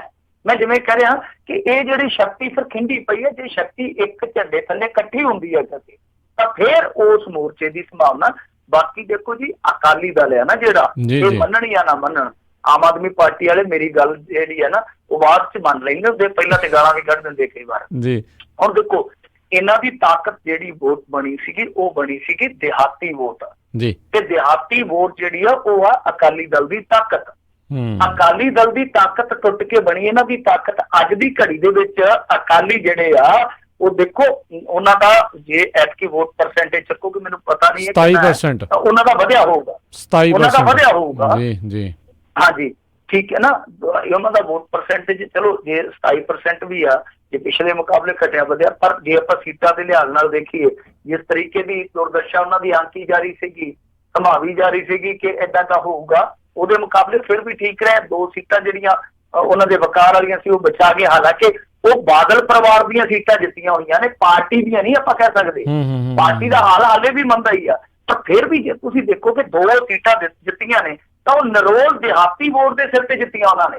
ਤਾਂ ਕਹਿਣ ਦਾ ਭਾਵ ਆ ਕਿ ਜਿਹੜੀ ਦਿਹਾਤੀ ਵੋਟ ਟੁੱਟ ਕੇ ਆਮ ਆਦਮੀ ਪਾਰਟੀ ਵੱਲ ਸਵਿੰਗ ਹੋਈ ਸੀ, ਕਿਤੇ ਨਾ ਕਿਤੇ ਉਹ ਮੁੜ ਘੁਰ ਕੇ ਫਿਰ ਉਧਰ ਨੂੰ ਨਾ ਜੁੜੇ। ਉਹਦੇ ਵਾਸਤੇ ਇਹਨਾਂ ਕੋਲ ਕੀ ਪਲਾਨ ਹੋਊਗਾ, ਇਹ ਤਿਆਰ ਕਰਨਾ ਪਊ ਇਹਨਾਂ ਨੂੰ ਜਲਦੀ। ਤਾਂ ਇਹ ਚੀਜ਼ ਜਿਹੜੀ ਆ ਉਹ ਜੇ ਦੇਖ ਕੇ ਇਹ ਖਾਸ ਕਰ ਲੈਣ ਕਿ ਹਾਂਜੀ ਭਾਈ ਸਾਹਿਬ, ਜੇ ਅਸੀਂ ਅੱਗੇ ਬਚਣਾ, ਅੱਗੇ ਵਧਣਾ, ਤਾਂ ਸਾਨੂੰ ਇਹਨਾਂ ਚੀਜ਼ਾਂ ਵੱਲ ਤਵੱਜੋ ਦੇਣੀ ਪਊਗੀ। ਤਾਂ ਫਿਰ ਇਹ ਚੀਜ਼ਾਂ ਜਿਹੜੀਆਂ ਨੇ ਉਹ ਇੱਕ ਮੋੜ ਤੇ ਆ ਕੇ ਮੁੱਕ ਵੀ ਸਕਦੀਆਂ, ਜੋ ਇਹਨਾਂ ਦੇ ਵਿਚਾਰਕ ਵਖਰੇਵੇਂ ਹੋ ਸਕਦੇ ਆ, ਨਿੱਜੀ ਇਹਨਾਂ ਦੀਆਂ ਕਿਹੜਾਂ ਜਿਹੜੀਆਂ ਹੋ ਸਕਦੀਆਂ, ਜਿਹੜੇ ਵੀ ਤੀਜੇ ਫਰੰਟ ਵਾਲੇ ਜਾਂ ਚੌਥੇ ਫਰੰਟ ਵਾਲੇ ਆ, ਤਾਂ ਫਿਰ ਇੱਕ ਝੰਡੇ ਦੇ ਹੇਠਾਂ ਜੇ ਆ ਜਾਂਦੇ। ਤੇ ਇਹੀ ਵੋਟ ਪਰਸੈਂਟੇਜ ਹੈ ਜਿਹੜਾ, ਕਿਉਂਕਿ ਇਹ ਇੱਕ ਦੇ ਵਿੱਚ ਇੱਕ ਉਹ ਵੀ ਪਰਸੈਂਟੇਜ ਗਿਣੋ ਨਾ ਜਿਹੜੇ ਬਿਲਕੁਲ ਕਹਿ ਲਈਏ ਕਿ ਹਤਾਸ਼ ਹੋ ਗਏ ਕਿ ਯਾਰ ਹੁਣ ਵੋਟ ਕਿਹਨੂੰ ਪਾਈਏ, ਚੱਲ ਨੋਟਾ ਦੱਬ ਦੇ, ਨੋਟਾ ਦਾ ਜਾਂ ਕਰਦੇ ਵੋਟ ਪਾਉਣ ਜਾਂਦੇ ਹੀ ਨਹੀਂ ਆਪਾਂ। ਤਾਂ ਇਹ ਜਿਹੜਾ ਇੱਕ ਤਬਕਾ ਹੁੰਦਾ ਵਿੱਚ, ਤਾਂ ਉਹ ਵੀ ਫਿਰ ਕਹਿੰਦਾ ਕਿ ਨਹੀਂ ਯਾਰ ਇੱਧਰ ਚੱਲੀਏ, ਸਾਰੇ ਇਕੱਠੇ ਆ, ਇਹ ਕੋਈ ਤੀਸਰਾ ਅਲਟਰਨੇਟਿਵ ਹੈ ਜਿਹੜਾ ਵਧੀਆ ਦੇ ਸਕਦੇ ਆ ਸਾਨੂੰ। ਕਹਿਣ ਦਾ ਭਾਵ ਇਹੋ ਆ ਕਿ ਜੇ ਤੇ ਖਿੰਡੇ ਰਹੇ ਪੁੰਡੇ ਰਹੇ ਤਾਂ ਫਿਰ ਮੇਰੇ ਖਿਆਲ ਦੇ ਨਾਲ ਇਹਨਾਂ ਤੋਂ ਨਿਸ਼ਾਨੇ ਨਹੀਂ ਹੁੰਦੇ ਜਾਣੇ। ਜੇ ਕਿਸੇ ਥਾਂ ਤੇ ਇਕੱਠੇ ਹੋ ਜਾਂਦੇ ਆ, ਪੰਜਾਬ ਦੀ ਖਾਤਰ ਹੋ ਜਾਂਦੇ ਆ ਜਾਂ ਲੋਕਾਂ ਦੀ ਖਾਤਰ ਹੋ ਜਾਂਦੇ ਆ, ਤਾਂ ਫਿਰ ਗੱਲ ਬਣ ਵੀ ਸਕਦੀ। ਜੀ ਜੀ ਬਿਲਕੁਲ। ਬਾਦਲਾਂ ਦੀ ਗੱਲ ਕੀਤੀ ਸੀ ਜਾਂਦੇ ਜਾਂਦੇ, ਉਸ ਤੇ ਹੀ ਦੱਸ ਦਿਓ, ਸੁਖਬੀਰ ਵੀ 2 ਲੱਖ ਵੋਟ ਤੋਂ ਉਸਨੇ ਘੁਬਾਏ ਨੂੰ ਚਿੱਤ ਕਰ ਲਿਆ ਤੇ ਬੀਬੀ ਬਾਦਲ ਦੀ ਵੀ ਜਿੱਤ ਦਰਜ ਹੋਈ ਹੈ। ਦੇਖੋ, ਸੁਖਬੀਰ ਸਿੰਘ ਬਾਦਲ ਹੋਰਾਂ ਨੇ ਆਪਣੇ ਵਰਕਰਾਂ ਨੂੰ ਇਹ ਗੱਲ ਪਹਿਲਾਂ ਹੀ ਕਹਿ ਦਿੱਤੀ ਸੀ, ਸੁਨੇਹਾ ਕਰ ਦਿੱਤਾ ਸੀਗਾ ਕਿ ਕੁਝ ਵੰਡਣ ਦੀ ਜ਼ਰੂਰਤ ਨਹੀਂ, ਚੁੱਪ ਕਰਕੇ ਬਹਿ ਜਾਓ। ਤੁਸੀਂ ਕਿਸੇ ਵੀ ਫਿਰੋਜ਼ਪੁਰ ਦੇ ਬੰਦੇ ਨੂੰ ਕਾਲ ਕਰ ਲਓ, ਉਹ ਤੁਹਾਨੂੰ ਕਹੂਗਾ ਕਿ ਜਿੱਤਿਆ ਹਾਰਿਆ ਕੋਈ ਵੀ ਦਫਾ ਕਰੋ, ਇਸ ਵਾਰੀ ਨਾ ਪੈਸਾ ਵੰਡਿਆ ਗਿਆ ਨਾ ਨਸ਼ਾ ਵੰਡਿਆ ਗਿਆ। ਤਾਂ ਕਹਿਣ ਦਾ ਮਤਲਬ ਇਹੋ ਆ ਕਿ ਪਹਿਲਾਂ ਹੀ ਸੁਨੇਹੇ ਲੱਗੇ ਸੀਗੇ ਕਿ ਐਸੀ ਕੁਛ ਨਹੀਂ ਕਰਨ ਦੀ ਜ਼ਰੂਰਤ, 2 ਲੱਖ ਤੇ ਆਪਾਂ ਜਿੱਤਦੇ ਪਏ ਹਾਂ। ਹੁਣ ਇਹਨਾਂ ਦੀ ਇੰਟੈਲੀਜੈਂਸੀ ਦੇਖ ਲਓ, ਆਹ ਗੱਲ ਤੁਸੀਂ ਸੱਚ ਜਾਣਦੇ ਹੋ, ਮੈਨੂੰ 6 ਦਿਨ ਪਹਿਲਾਂ ਇਹਨਾਂ ਦੇ ਇੱਕ ਵਰਕਰ ਨੇ ਦੱਸੀ ਸੀ ਆਫ ਦੀ ਕਾਰਡ, ਇਹਨਾਂ ਜੀ ਅਸੀਂ 2 ਲੱਖ ਤੇ ਫਿਰੋਜ਼ਪੁਰ ਤੋਂ ਜਿੱਤਦੇ ਆ। ਮਲੋਟ ਦਾ ਉਹ ਇਹਨਾਂ ਦਾ ਬਹੁਤ ਸੀਨੀਅਰ ਵਰਕਰ ਆ, ਮੇਰੇ ਨਾਲ ਉਹਦੀ ਥੋੜੀ ਗੁਫ਼ਤਗੂ ਹੋਈ ਕਿ ਖੁੱਲੇ ਰੂਪ ਦੇ ਵਿੱਚ ਉਹਨੇ ਕਿਹਾ ਕਿ ਸਾਡੇ ਕੋਲ ਜਿਹੜੀ ਇੰਟੈਲੀਜੈਂਸ ਦੀ ਰਿਪੋਰਟ ਆ, ਸਾਡੇ ਪ੍ਰਧਾਨ ਉਹ 2 ਲੱਖ ਤੇ ਜਿਤਾਉਂਦੇ ਸਨ। ਇਹ ਕਹਿੰਦੇ ਚੁੱਪ ਕਰਕੇ ਬਹਿ ਜਾਓ, ਲੋੜ ਨਹੀਂ ਹੈ, ਦੂਸਰੇ ਪਾਸੇ ਧਿਆਨ ਦਿਓ। ਤਾਂ ਹੁਣ ਤੁਸੀਂ ਆਪ ਹੀ ਅੰਦਾਜ਼ਾ ਲਾ ਲਓ ਕਿ ਇਹਨਾਂ ਦਾ ਨੈਟਵਰਕ ਕਿੰਨਾ ਮਜ਼ਬੂਤ ਆ। ਸੋ ਇਹ ਇਸ ਸਮੇਂ ਫਿਰੋਜ਼ਪੁਰ ਦੇ ਵਿੱਚ ਬਹੁਤ ਵੱਡੇ ਮਾਰਜਨ ਨਾਲ ਜਿੱਤੇ ਆ, ਫਿਰ ਬਠਿੰਡੇ ਵਾਲੀ ਸੀਟ ਵਿੱਚ ਆ ਗਏ ਆ। ਜਲੰਧਰ ਦੇ ਵਿੱਚ ਵੀ ਮੁਕਾਬਲਾ ਬੜਾ ਨੈਕ ਟੂ ਨੈਕ ਸੀਗਾ ਇਹਨਾਂ ਦਾ, ਹਾਲਾਂਕਿ ਫਿਰ ਬਾਅਦ ਦੇ ਵਿੱਚ ਜਿੱਤ ਹਾਰ ਦਾ ਫੈਸਲਾ ਮੇਰੇ ਖਿਆਲ ਦੇ ਨਾਲ 20,000 ਵੋਟ ਤੇ ਹੋਇਆ। ਤਾਂ ਟੱਕਰ ਉੱਥੇ ਵੀ ਜ਼ਬਰਦਸਤ ਸੀਗੀ। ਇੱਕ ਵੇਲਾ ਤੇ ਇਦਾਂ ਦਾ ਸੀਗਾ 5-7 ਹਜ਼ਾਰ ਤੇ ਇੱਧਰ ਉੱਧਰ ਹੋ ਰਿਹਾ ਸੀਗਾ ਮਸਲਾ। ਲੱਗਦਾ ਇਹੋ ਸੀਗਾ ਕਿ ਐਨ ਤੇ ਬਿਲਕੁਲ ਟੱਕਰ ਜਿਹੜੀ ਉਹ ਫਸਵੀਂ ਹੋ ਜਾਣੀ ਆ। ਕਹਿਣ ਦਾ ਭਾਵ ਇਹੋ ਆ ਕਿ 2 ਸੀਟਾਂ ਇਹਨਾਂ ਨੇ ਬਚਾ ਲਈਆਂ। ਵੈਸੇ ਤੇ ਜੇ ਆਪਾਂ ਕਹੀਏ ਕਿ ਖਡੂਰ ਸਾਹਿਬ ਤੇ ਜਾ ਕੇ ਇਹਨਾਂ ਨੇ ਜਿਸ ਤਰੀਕੇ ਦਾ ਦਾਅਵਾ ਠੋਕਿਆ ਸੀਗਾ, ਉੱਥੋਂ ਵੀ ਰਹਿ ਗਏ ਆ। ਹੋਰ ਵੀ ਨਿਰਾਸ਼ਾ ਇਹਨਾਂ ਨੂੰ ਲੁਧਿਆਣੇ ਚੋਂ ਇਹਨਾਂ ਦਾ ਮਹੇਸ਼ਿੰਦਰ ਸਿੰਘ ਗਰੇਵਾਲ ਹੈ ਜਿਹੜਾ, ਉਹ ਹਾਰ ਗਿਆ। ਰਣੀ ਕੇ ਜਿਹਨੂੰ ਸੁਖਬੀਰ ਸਿੰਘ ਬਾਦਲ ਲਿਆਇਆ ਸੀਗਾ, ਉਹ ਮੁਹੰਮਦ ਸਦੀਕ ਤੋਂ ਹਾਰ ਗਿਆ। ਫਿਰ ਜਿਹੜਾ ਦਰਬਾਰਾ ਸਿੰਘ ਗੁਰੂ ਸੀਗਾ ਫਤਿਹਗੜ੍ਹ ਸਾਹਿਬ ਤੋਂ ਹਾਰ ਗਿਆ। ਸੁਰਜੀਤ ਸਿੰਘ ਰਖੜਾ ਚੰਗਾ ਮੁਕਾਬਲਾ ਦੇ ਗਿਆ, ਕਿਉਂਕਿ ਮੰਨਿਆ ਜਾ ਰਿਹਾ ਸੀਗਾ ਕਿ ਪਟਿਆਲੇ ਦੇ ਵਿੱਚ ਡਾਕਟਰ ਧਰਮਵੀਰ ਗਾਂਧੀ ਤੇ ਪਰਨੀਤ ਕੌਰ ਦੀ ਟੱਕਰ ਹੋਊਗੀ, ਪਰ ਉੱਥੇ ਦੂਸਰੇ ਨੰਬਰ ਤੇ ਰਖੜਾ ਆ ਗਿਆ। ਕੁੱਲ ਮਿਲਾ ਕੇ ਕਹਿ ਸਕਦੇ ਹਾਂ ਕਿ ਦੇਖੋ, ਪਾਰਟੀ ਪੱਧਰ ਤੇ ਹਾਲੇ ਆਪਾਂ ਨਹੀਂ ਕਹਿ ਸਕਦੇ ਕਿ ਰਿਵਾਈਵਲ ਹੋ ਗਿਆ ਪੂਰੀ ਤਰ੍ਹਾਂ, ਪਰ ਬਾਦਲ ਪਰਿਵਾਰ ਨੇ ਆਪਣਾ ਨਿੱਜੀ ਜੋ ਦਬਦਬਾ ਸੀ ਉਹ ਬਰਕਰਾਰ ਵੀ ਰੱਖ ਲਿਆ। ਤਾਂ ਉਹ ਕੀ ਆ ਕਿ ਹੁਣ ਦੇਖੋ, ਜਿੱਥੇ ਤਾਂ ਇਹ ਆਪਣੇ ਜਿੱਦਾਂ ਹੁਣ ਭਗਵੰਤ ਮਾਨ ਨੂੰ ਆਪਾਂ ਕਹਿੰਦੇ ਉਹਦਾ ਨਿੱਜੀ ਰਸੂਖ ਆ, ਤਾਂ ਉਹਦਾ ਇਹ ਨਿੱਜੀ ਕਹਿ ਸਕਦੇ ਆ ਕਿ ਇਹ ਨਿਸ਼ਾਨਾ ਸੀ ਜਿਹੜਾ ਉਹਨੇ ਸੁਣ ਲਿਆ। ਤਾਂ ਜੇ ਆਪਾਂ ਹਾਈ ਗੱਲ ਇਹਨਾਂ ਤੇ ਲਾਗੂ ਕਰੀਏ ਤਾਂ ਇੱਥੇ ਦੂਸਰੀ ਵੀ ਗੱਲ ਲਾਗੂ ਹੋ ਜਾਂਦੀ ਆ ਕਿ ਇਹਨਾਂ ਦਾ ਜਿਹੜਾ ਕਾਡਰ ਸੀ ਉਹ ਡੀਮੋਰਲਾਈਜ਼ ਹੋਇਆ ਪਿਆ ਸੀਗਾ। ਤੇ ਉਹ ਹੁਣ ਜਿਹੜੀ ਕਾਡਰ ਦੇ ਵਿੱਚ ਥੋੜੀ ਜੀ ਉਦਾਸੀਨਤਾ ਸੀਗੀ, ਉਹ ਇਹ 2 ਜਿਹੜੇ ਚਿਹਰੇ ਵੱਡੇ ਜਿੱਤੇ ਆ ਪਾਰਟੀ ਦੇ, ਉਹ ਤਬਦੀਲ ਕਰ ਸਕਦੀ ਉਤਸ਼ਾਹ ਦੇ ਵਿੱਚ। ਜਦੋਂ ਉਦਾਸੀਨਤਾ ਉਤਸ਼ਾਹ ਦੇ ਵਿੱਚ ਤਬਦੀਲ ਹੁੰਦੀ ਆ ਤਾਂ ਫਿਰ ਨਤੀਜੇ ਜਿਹੜੇ ਉਹ ਦਿਨ ਬਰ ਦਿਨ ਬਦਲਦੇ ਰਹਿੰਦੇ ਆ। ਤੇ ਸੁਖਬੀਰ ਸਿੰਘ ਬਾਦਲ ਹੋਰਾਂ ਨੂੰ ਫਾਇਦਾ ਹੋਊਗਾ ਕਿ ਜਿਹੜਾ ਉਹਨਾਂ ਦਾ ਕਾਡਰ ਥੋੜਾ ਨਿਰਲੀਪ ਨਜ਼ਰ ਆਉਂਦਾ ਸੀਗਾ, ਉਹ ਸਜੀਵ ਹੋ ਜਾਊਗਾ। ਜੀ ਜੀ ਜੀ ਬਿਲਕੁਲ। ਇੱਕ ਗੱਲ ਤਾਂ ਜਿਹੜੀ ਜ਼ਰੂਰ ਰਹੀ ਵੀ ਇਸ ਦੇ ਵਿੱਚ ਜਿਹੜੇ ਅਕਾਲੀ ਦਲ ਵਾਲੇ ਆ, ਚਾਹੇ ਉਹਨਾਂ ਦਾ ਜਿੰਨਾ ਮਰਜ਼ੀ ਵਿਰੋਧ ਹੋ ਰਿਹਾ ਸੀ, ਉਹ ਪੈਰ ਲਾਉਣ ਦੇ ਵਿੱਚ ਚੰਗੀ ਤਰ੍ਹਾਂ ਕਾਮਯਾਬ ਰਹੇ ਆ। ਵਿਧਾਨ ਸਭਾ ਦੇ ਲਈ ਉਹਨਾਂ ਦੀਆਂ ਤਿਆਰੀਆਂ ਮੈਨੂੰ ਲੱਗਦਾ ਵੀ ਹੁਣ ਤਗੜੀਆਂ ਜਿਹੜੀਆਂ ਉਹ ਹੋਣਗੀਆਂ। ਉਹੀ ਹੈ ਨਾ ਕਿ ਜੇ ਤਾਂ ਕੋਈ ਸਟਰੋਂਗ ਇਹਨਾਂ ਨੇ ਫਰੰਟ ਖੜਾ ਕਰ ਲਿਆ ਤਾਂ ਠੀਕ ਆ, ਨਹੀਂ ਤਾਂ ਜਿਹੜਾ ਹੋਰ ਵੀ ਇਹਨਾਂ ਦਾ ਦਿਹਾਤੀ ਵੋਟ ਬੈਂਕ ਹੈ ਨਾ, ਚਾਹੇ ਕੋਈ ਵੀ ਧੜਾ, ਉਹ ਟੁੱਟ ਕੇ ਜੇ ਜਾਊਗਾ। ਕਿਉਂਕਿ ਕਾਂਗਰਸ ਦਾ ਹਾਲ ਤੁਹਾਨੂੰ ਮੈਂ ਦੱਸਿਆ ਇਹਨਾਂ ਦੀ ਸਭ ਤੋਂ ਵੱਡੀ ਜਿਹੜੀ ਹੁਣ ਦੁਸ਼ਵਾਰੀ ਹੋਣੀ ਆ ਉਹ ਇਹ ਹੋਣੀ ਆ ਕਿ ਮੱਧ ਪ੍ਰਦੇਸ਼ ਦੇ ਵਿੱਚ ਸਰਕਾਰ ਇਹਨਾਂ ਦੀ ਡਿੱਗ ਸਕਦੀ ਆ, ਕਿਉਂਕਿ ਉੱਥੇ 5-6 ਵਿਧਾਇਕਾਂ ਤੇ ਖਲੋਤੀ ਆ। ਇਹਨਾਂ ਨੇ ਹੱਲਾ ਕਰਨਾ ਪਹਿਲਾਂ, ਸਭ ਤੋਂ ਪਹਿਲਾਂ ਮੋਦੀ ਹੋਰਾਂ ਨੇ ਉੱਥੇ, ਫਿਰ ਕਰਨਾਟਕ ਦੀ ਵਾਰੀ ਆ ਜਾਣੀ ਆ। ਹੋ ਸਕਦਾ ਹੈ ਰਾਜਸਥਾਨ ਦੇ ਵਿੱਚ ਵੀ ਉਤਲ ਪੁਤਲ ਵੇਖਣ ਨੂੰ ਮਿਲੇ। ਤਾਂ ਜਿਹੜੀ ਪੰਜਾਬ ਦੇ ਵਿੱਚ ਗੇਮ ਲੱਗਣੀ ਉਹ ਭਾਰਤੀ ਜਨਤਾ ਪਾਰਟੀ ਨੇ ਲਵਾਉਣੀ ਆ। ਇਹ ਚਾਹੇ ਕੋਈ ਪਲਾਟ ਕੀਤਾ ਬੰਦਾ ਲਾ ਜਾਵੇ, ਚਾਹੇ ਕਿਸੇ ਨੂੰ ਪੱਟ ਕੇ ਲੈ ਆਉਣ, ਗੇਮ ਇਹਨਾਂ ਦੀ ਲੱਗਣੀ ਹੈ, ਮੰਨ ਕੇ ਚਲੋ।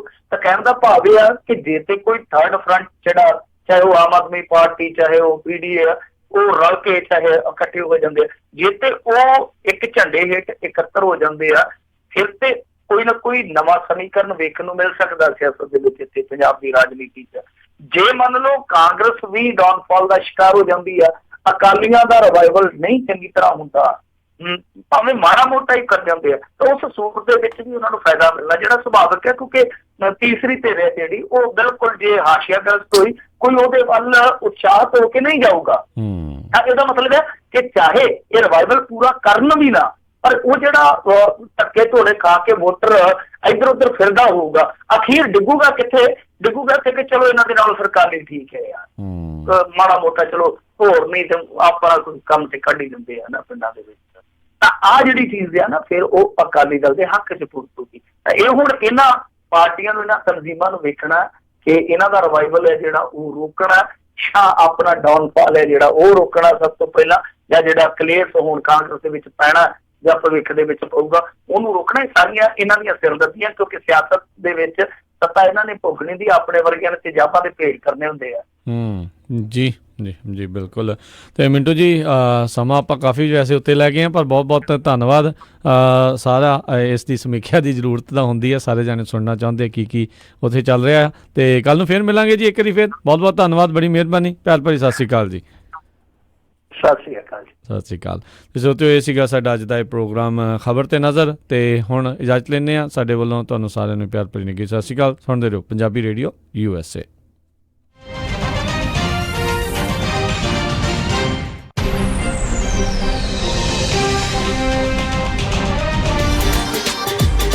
ਟਰੱਕਿੰਗ ਕੰਪਨੀਜ਼ ਲਈ ਖੁਸ਼ਖਬਰੀ, ਹੁਣ ਟਰੱਕ ਡਰਾਈਵਰਜ਼ ਲੱਭਣੇ ਹੋਏ ਆਸਾਨ। ਛੋਟੀ ਤੋਂ ਵੱਡੀ ਟਰੱਕਿੰਗ ਕੰਪਨੀ ਦੇ ਲਈ ਇੱਕ ਨਵੀਂ ਐਪ ਟਰੱਕ ਬੁੱਕ, ਜਿਸ ਦੇ ਜ਼ਰੀਏ ਤੁਸੀਂ ਬਹੁਤ ਹੀ ਆਸਾਨੀ ਦੇ ਨਾਲ ਆਪਣੇ ਰਾਊਟਸ